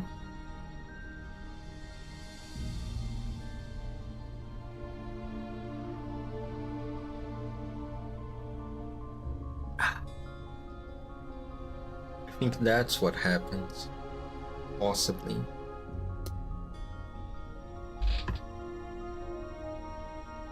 Like, are we not allowed to cook stuff that actually tastes good? Yep, she had those on her because she's a cooker. Can they have imagined that I might have brought it along myself?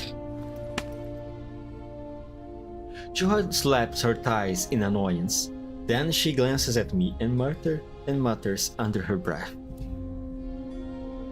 I went out of my way to gather all those spices. Since we were meeting again after so long, I wanted to show you what I have learned during our time apart and give you a taste of my skills. But now this surprise is all ruined. Well, we have got a long time ahead of us. There's no need to rush it. So they arrested you because you just happened to have the same kind of spices on you. without any concrete proof that you had stolen it. It feels like the management's handling of the case was very sloppy. Well, that wasn't the only reason why. It was only after I came here that I learned that Sunset Farm descendants were now called scavengers. Their living conditions here were pretty bad and the other residents treated them like crap. I was living with the scavengers until a few days ago, which made me one of them in the eyes of Darksteel Farm. When they interrogated me, the guy doing it kept trying to make me say I stole stuff for them. So, you're saying the management suspects the scavengers of using you to steal supplies, and they tried to use you to make their case? Yes, that's exactly what happened, Rosa. And writers, I don't think your audience is that dumb either. You don't need to keep doubling down on the explanation here.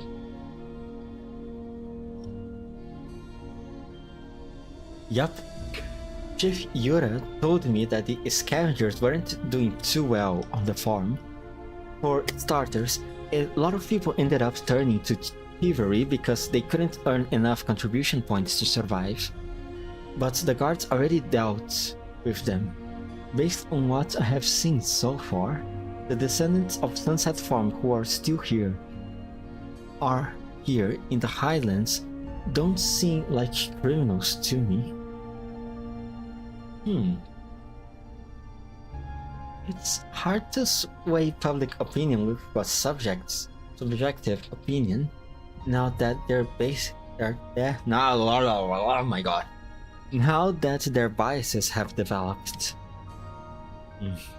So I was thinking and took a look at the situation.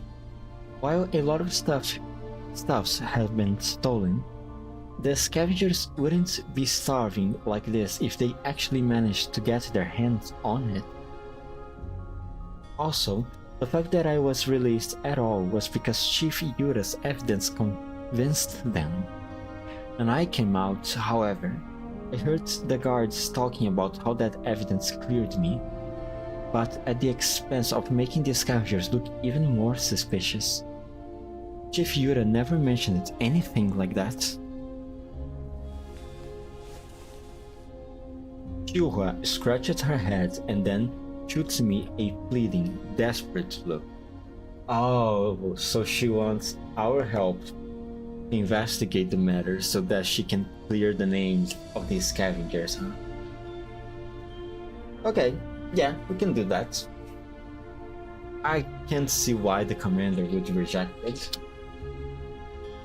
This whole travel to Levy has already made a shit ton of detours anyway. Commander, I want to help clear the scavenger's name. That would let me help them and fulfill that request from my previous employer. Could you give me a few more days? The interior of the tent is dimly lit by a little red lantern in the corner of the room. Compared to the affluence of the trade fair, the people here, hemmed in by circumstance, still tend to be positive. I look at Chuho's eyes, which shine with determination, and I find it very hard to say no to her. The commander is such a softie. The commander is such a softie for his dolls, man. Can't say no, can't deny a request. Does almost everything in his power to help them. Some could say you're spoiling them a bit too much, Commander. Let me guess. Even if I said no, you wouldn't let things be. You wouldn't let things be, even if you came back to the Elm, right? Yup, you know me best, Commander. Then let's take care of this together and head back into the tower again. What? You said yes? Awesome! Yuha jumps for joy, but just as she's about to glomp on me, I push her back into her seat. So, do you have any ideas on how to clear the scavengers' names? What can we do to help? Yuha's attention returns to the task at hand. Well, I didn't get to ask Chief Yura about the new evidence he found. Maybe I could go grab him and have him explain it to us? After seeing me nod in agreement, Yuha heads out and returns shortly afterwards with Chief Yura in town. Commander, I heard Yuha said that you were willing to help us out. You arrived just in time. I would like to thank you all on the behalf of us scavengers. Well, that's enough meat and creeds for now, Chief Yura. Tell us about this new evidence you found. It's like this.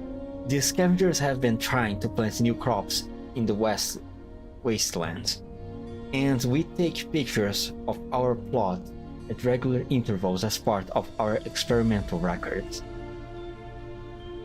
Yura indicates a set of pictures to me.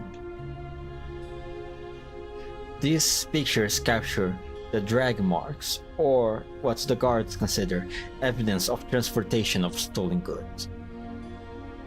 While the guard only found those marks a couple of days ago, I would like you to take a look at this picture.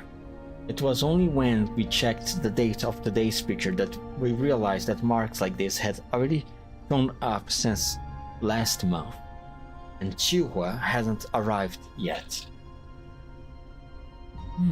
I see. And that meant I wasn't likely to be the suspect. Chief, thanks again for submitting this evidence. Well, the inspector here is a pretty reasonable guy, and he was the one who ultimately decided to release you after looking at the pictures. I wouldn't dare claim all the credit for that. Still, that won't prove this scavenger's innocence, right? Yura's forced smile fades. Well, I'm trying to do that. Truth is, a few of my boys might end up being taken in for questioning over the next few days. Commander, Yuha always said you were a very capable and knowledgeable person. Do you have any advice for us? To be frank, I don't fully understand the situation. Perhaps we might learn something if we had surveillance footage of the scene of the crime. Yura shifts uncomfortably. Well, for various reasons. Everyone is wary of us scavengers. I know exactly where the security kiosks with the footage you need are located, but it's hard for us to go near those places. We'll probably end up reported before we even get there and end up spawning an entire tail of guards. If you know where to find it, then just leave it to me. Yup. Groza, Sabrina, you should go with her. We can plan our next move after obtaining that footage.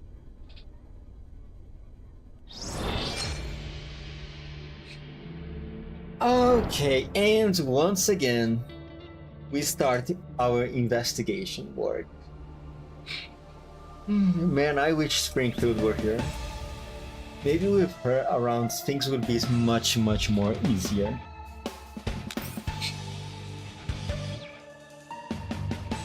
Alright, QA14. Whitewashed piece. Bubbles are always easily popped.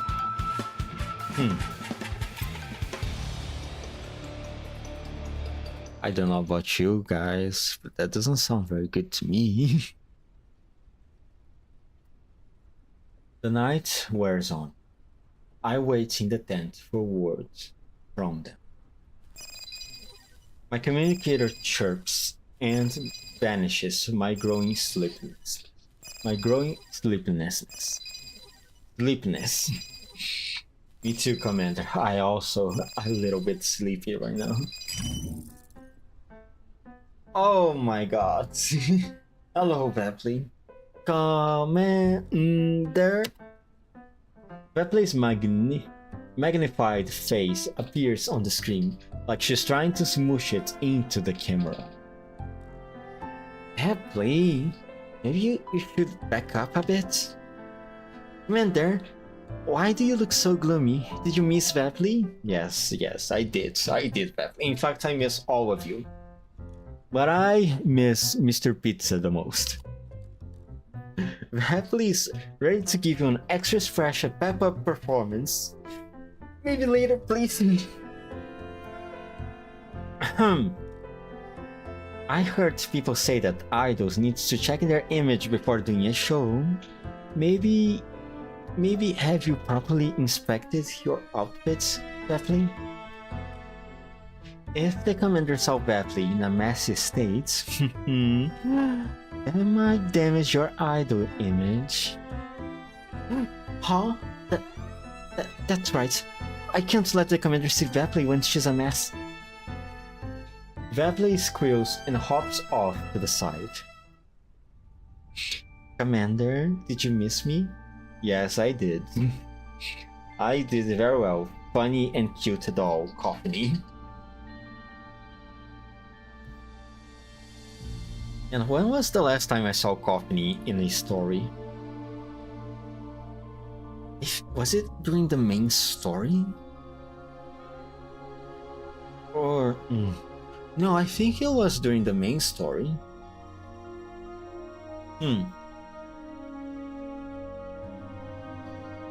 Oh, the last time we saw her, it was when we met up with Diane, wasn't it? Yeah, the whole thing on the satellite city. With the cult and stuff, I think. Man, it has been a really long time. Coffee smiles, but it seems a little forced. Is anything new happened on your end, Coffee? Yes, that wounded lady is stable now. She's asleep at the moment, but she will probably wake up soon. We can't perform more in-depth diagnosis or treatment in our current location, so I would like to move her to a more suitable medical environment.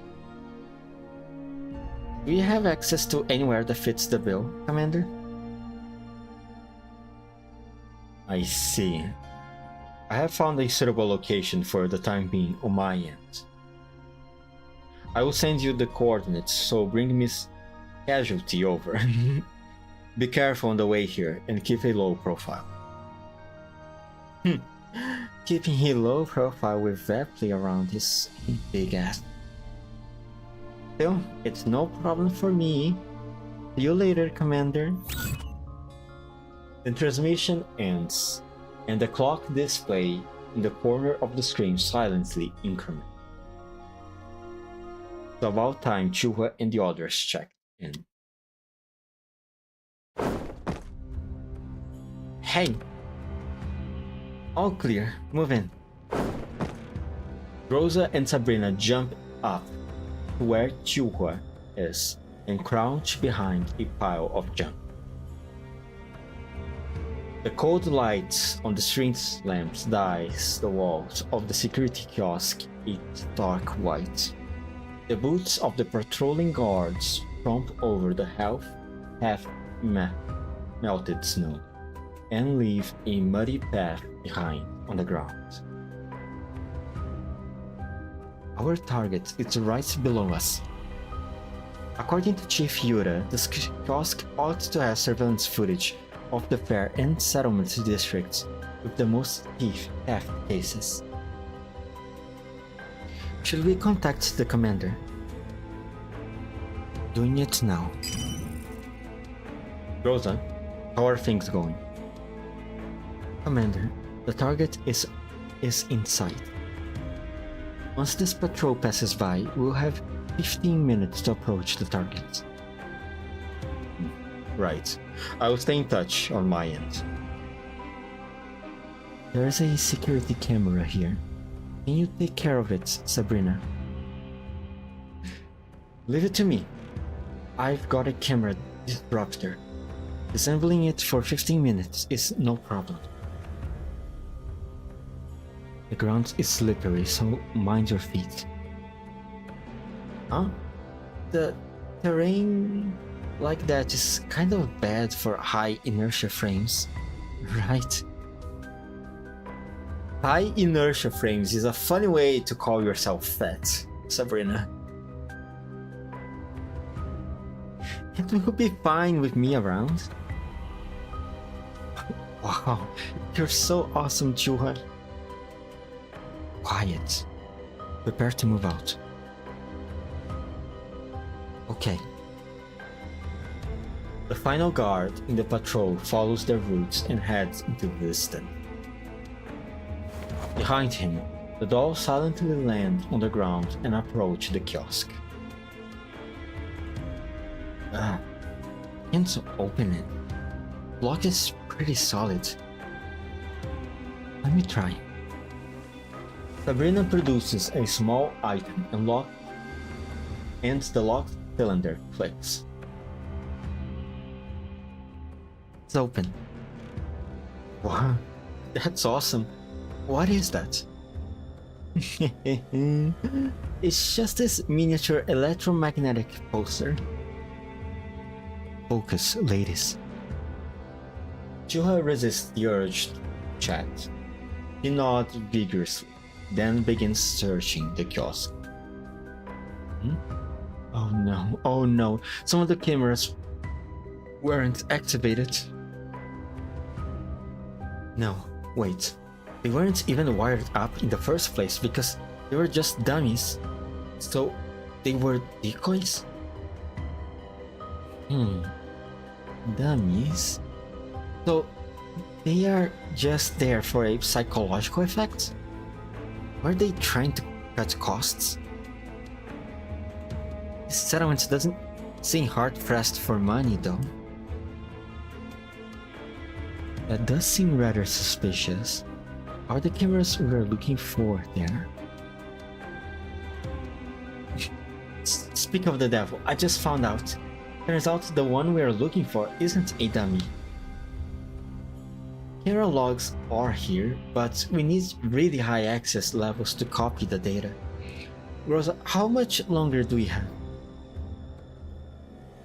8 minutes. Looks like we don't have time to hack ourselves better access. I was thinking of using our neuroclouds to directly transcribe the data, which would also make it easier to filter through the scenes. Commander, does that work for you? It does. Proceed. The video data begins playing at high speed. What is this? I'm not seeing anything out of the ordinary. You're sure the footage hasn't been doctored? I am... Wait. I think it has. Look at this. It's almost imperceptible, but those are editing artifacts. These videos are not the original footage. Can you restore the originals? It's theoretically possible, but we will need to access the servers in level 2 to crack their defenses. We only have 4 minutes to do it though. 4 more minutes. No, wait. We are down to 3. Commander, I think I can do it. We have 2.5 minutes. If it doesn't work out, forget it and focus on getting out of there. Will do. Alright, so Chuhua, right? Is a solo stage for her. I don't quite remember what her kit is about. I think she's supposed to be a tank. Where is she? Chuhua. Where? Oh, I'm fucking blind. Let's go. 6 enemies, 12 turns. Oh, I need to eliminate 2 in the same turn.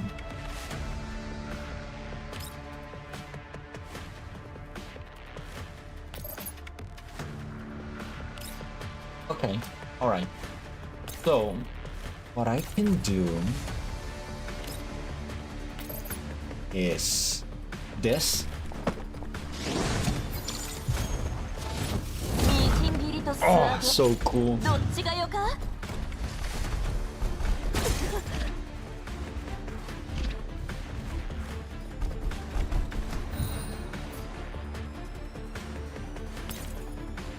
This is what does it do? Attacks one tile within 6 tiles, leaves to it, and deals burn damage equal to 30% of attack to the nearest enemy target within 6 tiles.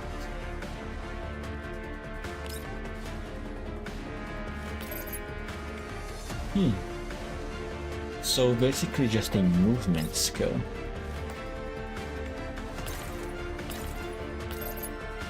Okay, alright.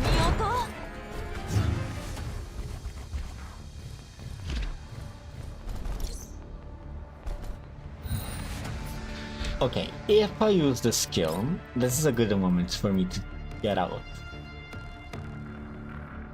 Get this question out. I am not going to be attacked by this thing, right? Yep. And she gains extra movement too. This is quite a nice skill to have, not gonna lie.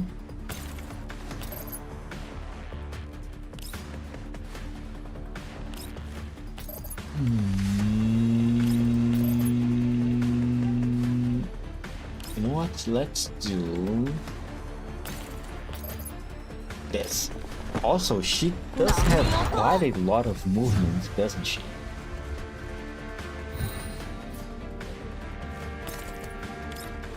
And then I go here, and then I jump here, and then I finish the stage.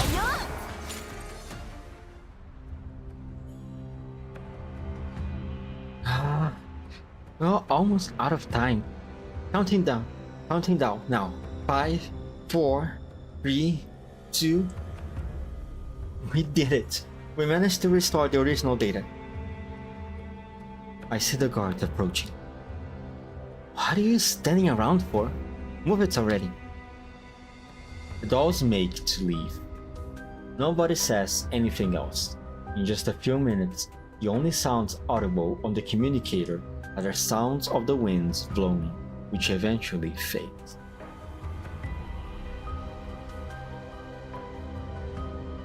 Commander, do you read me? I read you. Go ahead. We've found a hiding place and we are safe for the time being. I am uploading the video data now. We will return while avoiding the guard. Roger. While waiting for the dolls to return, Yura and I go through the original footage. Yura looks thoughtfully, but he doesn't say anything. Chief Yura, did you learn anything from these videos? No, but there's one thing I'm curious about. Could a normal person actually mess around with this footage? I have a hunch, but it can't be true, right? There's no way. Yura begins muttering to himself. Hang on, I think I just saw something. I'm sorry. But could you rewind that? I bring up the scene Yura wants to see. Commander, look at this. Yura points at a part of the screen. Is there something moving here? I enhance the portion of the image in question. Snow is falling and a line of mini robots are transporting supply crates at an even clip across the snow ground. That much is obvious.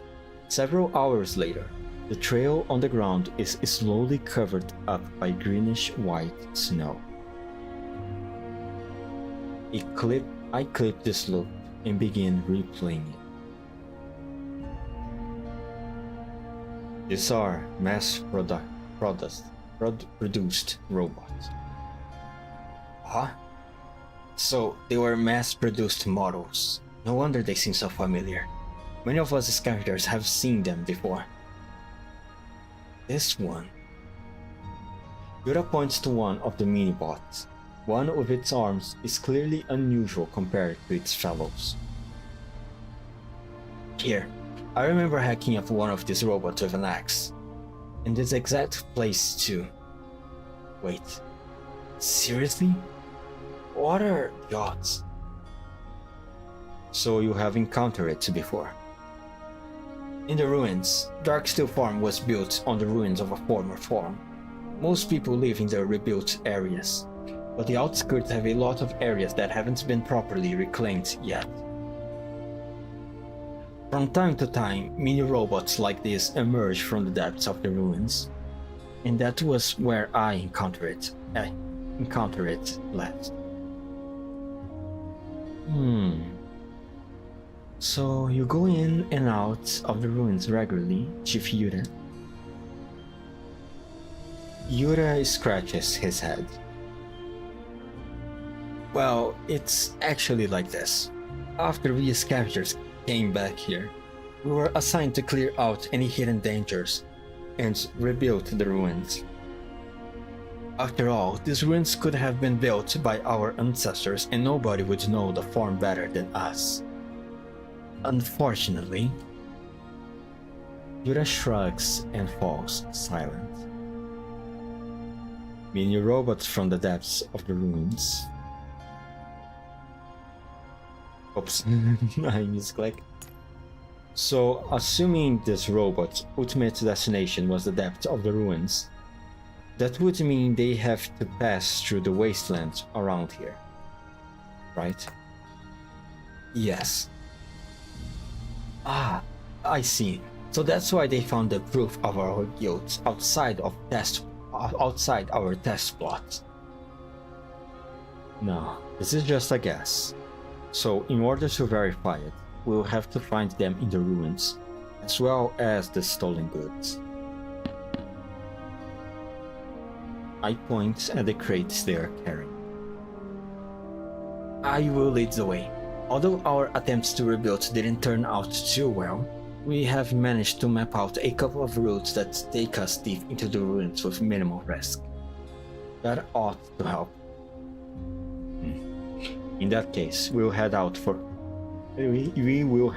once Juhua and the others come back. Alright, I will go get ready. The sun should be up by then. Yura looks outside the tent, and my gaze follows his. The ruins sprawl before us like a beast awaiting its prey.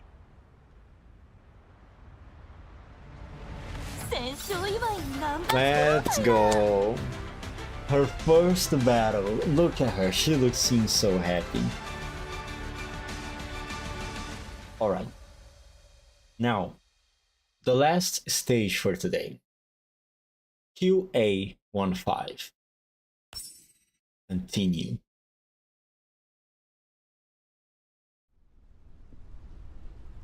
After Juhua and company return to the scavenger camp, Yura takes us into the ruins. A long time ago, this place was called Sunset Farm. It was my home. I've been wanting to come back ever since I was a kid, but when I did, I found that it was completely different from what I imagined. Naturally, I knew this place had been rebuilt after being reduced to ruin, but I didn't expect it to ruin to be so true. Throughout, I mean.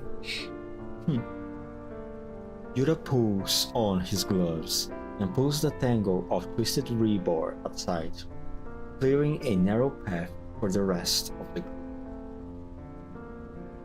When I was young, Grandpa used to tell me stories about how fertile and prosperous our home was, how the scent of fruits filled the air all year round, and painted pictures of lush wheat fields,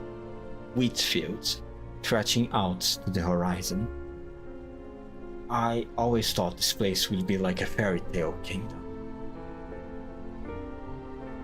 Of course, after I grew up, I knew that there wouldn't be a place like that in the Yellow Zone, and that Grandpa's stories were embellished for effect. Still, thinking about scenes like that was strangely calming. If only it were real. Unfortunately, the only thing here that's real is the ugly rebar that's everywhere. Chuhua and Broza help him clear the rest of the obstacles from their way. It sounds like a paradise. So why did you leave? Also, how did you guys come back, Chief Yuta? Why we left? I don't know. Gramps might have mentioned it, but in truth, everyone who left had their own reasons for it. Maybe it was because of the war, a sandstorm, a poor harvest one year, because they wanted to live elsewhere, or because they couldn't hold on to the farm. It's hard to isolate a single reason for it. In any case, by the time I was born, my elders and I were thousands of kilometers from the farm. You went that far? But given the state of the Yellow Zone now, returning must have been difficult too, right? Oh, yes.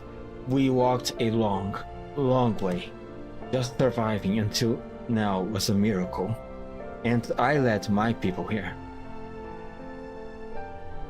Yuta puffs up his chest as he mentions the last part. Everyone is proud of something. The residents of this place are proud of something, and every one of them, aren't they? First were those two merchants talking about the inspector and the expedition team leader. And now this guy, being so proud of himself. After all, restoring the former glory of my hometown has been a childhood dream of mine. After I heard that people were going to rebuild the farm, I began making my way here. I met others from this place along the way, and they decided to follow me on my journey. We have been traveling for a long, long time. We only just managed to reach here last year, and by that time the farm had its management committee set up. The inspector was also very reasonable. It's not often they find such an orderly place in the Yellow Zone. Yura's reminiscence suddenly cuts off. What happened after that? Chief Yura, it's not polite to stop telling a story halfway. And then... Yura laughs, but there is a gloominess in his eyes. Well, things haven't been good for everyone recently, and there's a limit to how many people the local resources can support. We came late, and the guards, expeditions, and merchants were all filled to capacity. Back then, there was a lot of debate over whether or not to take us in, but the inspector silenced all debate and allowed us to stay. For free? Out of the kindness of his heart? I guess the original plan was mutual benefits, I think. I became the representative of the descendants of Sunset Farm to negotiate a deal with the inspector. After all, we came from this place and we had a lot of exclusive information about the ruins here. We had an advantage over others when it came to rebuilding the ruins or raising crops. Oh, so if you could read about the ruins or grow food, you would earn a ton of contribution points, right? Yes, if we could do that. I used other talking points to argue that we should take us in on account of us being able to provide the settlement with extra resources. And the inspector accepted. Unfortunately, it turns out farming and rebuilding the ruins was harder than expected. Saying so, Yura reaches out to dust off the twigs that fell on me. Be careful. This plant grows everywhere around here, and nobody knows what the hell it is. Its branches are mildly toxic, and while small amounts aren't a problem, letting it build up over several hours is... A few of our guys ended up puking and shitting their guts out at the same time. Not a fun experience. Oh, thanks, dude. Shuhua freezes up, then picks up one of the twigs and begins observing it. Get rid of it, Shuhua. Dolls might not be poisoned, but your commander is a different story. Yura snatches the twig away and throws it into the distance.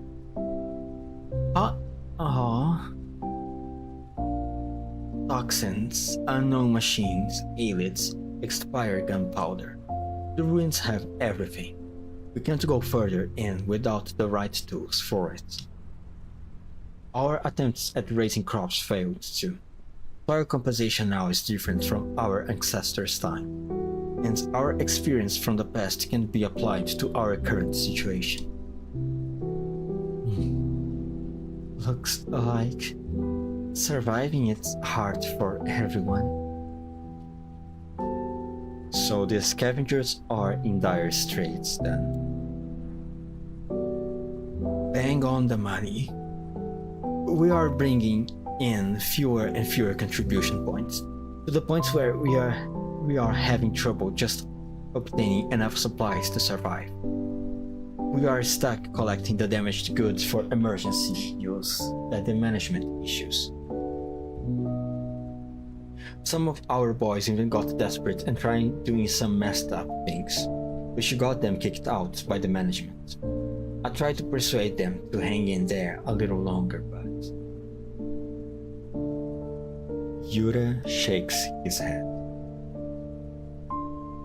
So they decided to turn to banditry. Cars like that are a dime a dozen in the Yellow Zone. Yeah. You were wrongly blamed for stuff going missing because of us. Sorry about that, Shuhua. I'm sorry to burden you guys with this, but I just had to let it out. Yura scratches his head. Well, Shuhua has been released, at least. She's not the type to hold grudges, so you don't have to worry about it too much. Yep. It's not like I lost my parts while doing it. It's no biggie. Yura looks at the ground and signs again. When he looks up, it is as though a weight has been taken off. Sorry to interrupt you, but there are unknown robots approaching. It seems we have triggered some kind of defense program. So it's time to fight? Come on then, I've been waiting for this.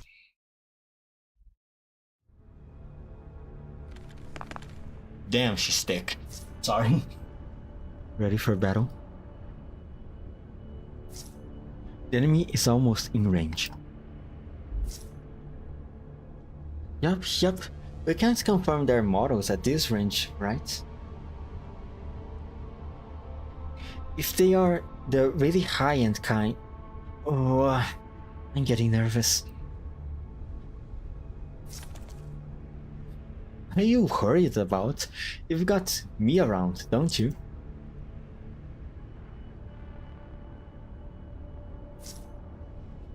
I've got it. No matter what kind of big lug comes, I will dunk it in the deep fryer until it's golden brown. And it's Goliaths and Dynamites. Warning, enemy approaching.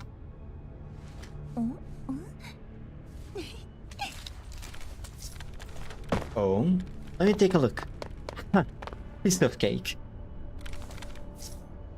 Don't get careless, prepare for battle.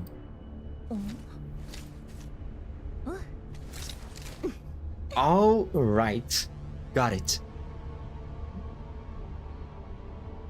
He is indeed very confident, huh? Okay. And now Groza. Where is she? Oh, there she is. Alright. Eliminates all enemy units in 7 turns. Some of them are really far away though. Actually, the fact that they are far away are not really a problem, because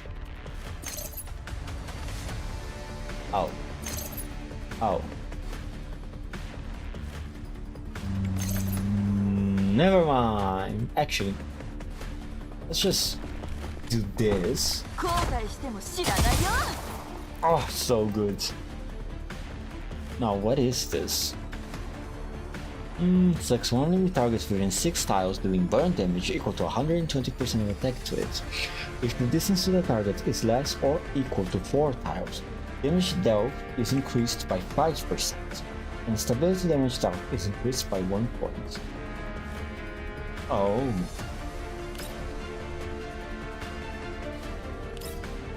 Okay. Alright. But I don't think it's going to be necessary right now.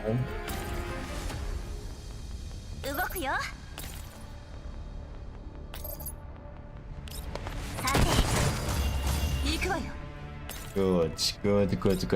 Now, do this too.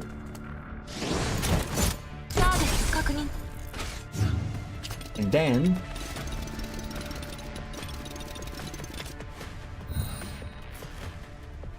these guys over here. God damn it. Got a little bit too far away, didn't you? Yeah, no biggie.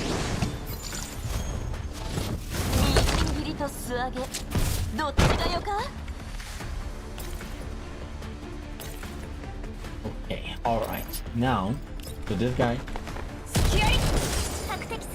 Sabrina doesn't have anything more she can do. She's way too far away from the last enemy.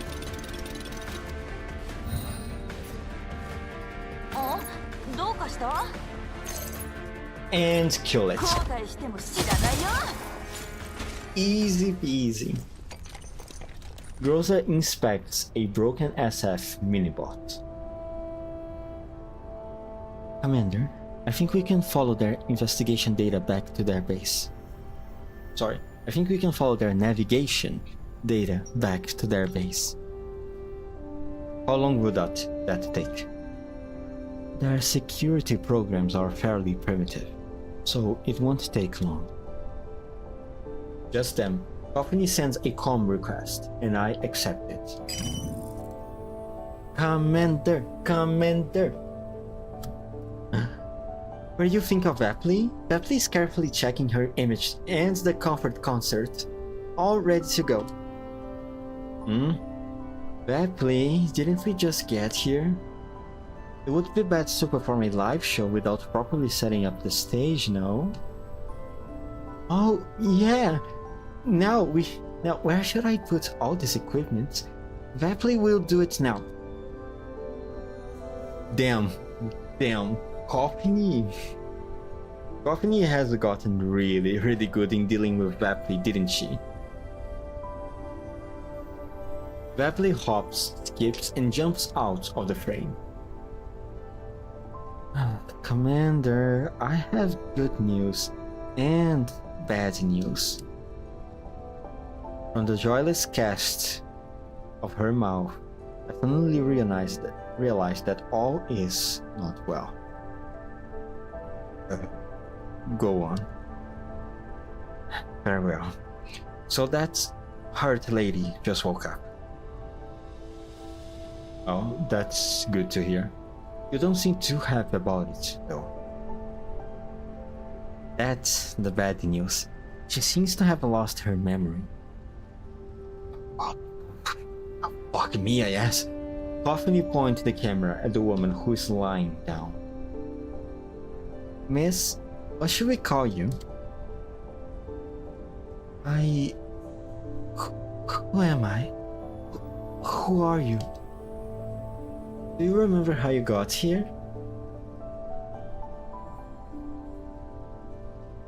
What do you plan to do next? Do you need our help? I'm sorry. My head hurts. I don't remember anything. She looks lost and confused. Coffee looks back and sighs. As you can see, Commander, that's how she is. What should I do about her now? A scavenger pokes his head in front of the edge of the frame. Wow! We can see Chief Yuta through this. Hey, Chief Yuta, and that other chief, how are you doing? We heard it all just now. Looks like that lady is going to have to stay with us for a while to recover. Don't worry though, we will make sure she gets the best care. All visitors are friends after all. Oh, I will leave that to you then. Don't worry, Commander. Just let her heal. We will decide what to do next when she recovers her memory. Coffee, keep an eye on her health. The rest can wait until we get back. Will do, Commander. Coffee ends the transmission just as Rosa finishes her analysis. Commander, I have found their destination. If I am not wrong, this mini-robot's origin and destination are over here. Yes, you'll head over now. This is pretty deep into the ruins. We've never been there before. What's there to be afraid of? Things will be fine since we got the commander backing us up. Let's go, let's go. Oh, she's so happy. She's so cheerful. I like them. I like her.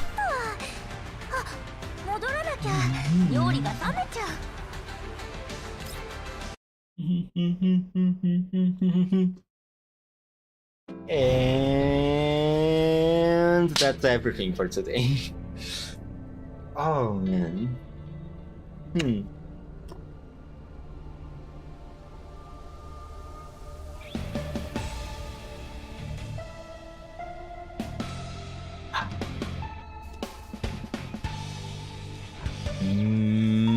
Man, I'm glad that we don't have to go through another missing doll again. A whole overcomplicated situation of a missing doll again. Just Patty wasn't already enough for me. Huh. The mini robots too. I still think that whoever is behind this we're using that tunnel that's lowly protected tunnel from which the commander Sabrina and Grota came in to sneak out the goods that they are stealing using the mini robots. Now who could be behind this? I don't know, there's some... My first thought would be that could be the group of scavengers that were expelled from the settlement. But things here seems a little bit weird, especially with the dummy cameras going on. Still giving me the suspicion that the people in charge of this place are up to something. Yeah, I think I'm gonna put my chips on them. Going to bet that they are the culprits. Someone in charge is in culprit. Is the culprits. For me, they are going to be guilty until proven otherwise. I'm liking the story so far. I'm glad that Chuhua is getting so much screen time. That is very, very good. Very, very nice. A side character, sure, but still a lot of screen time.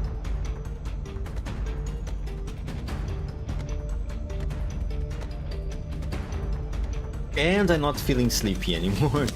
That was just happening a bit around what? 3 p.m?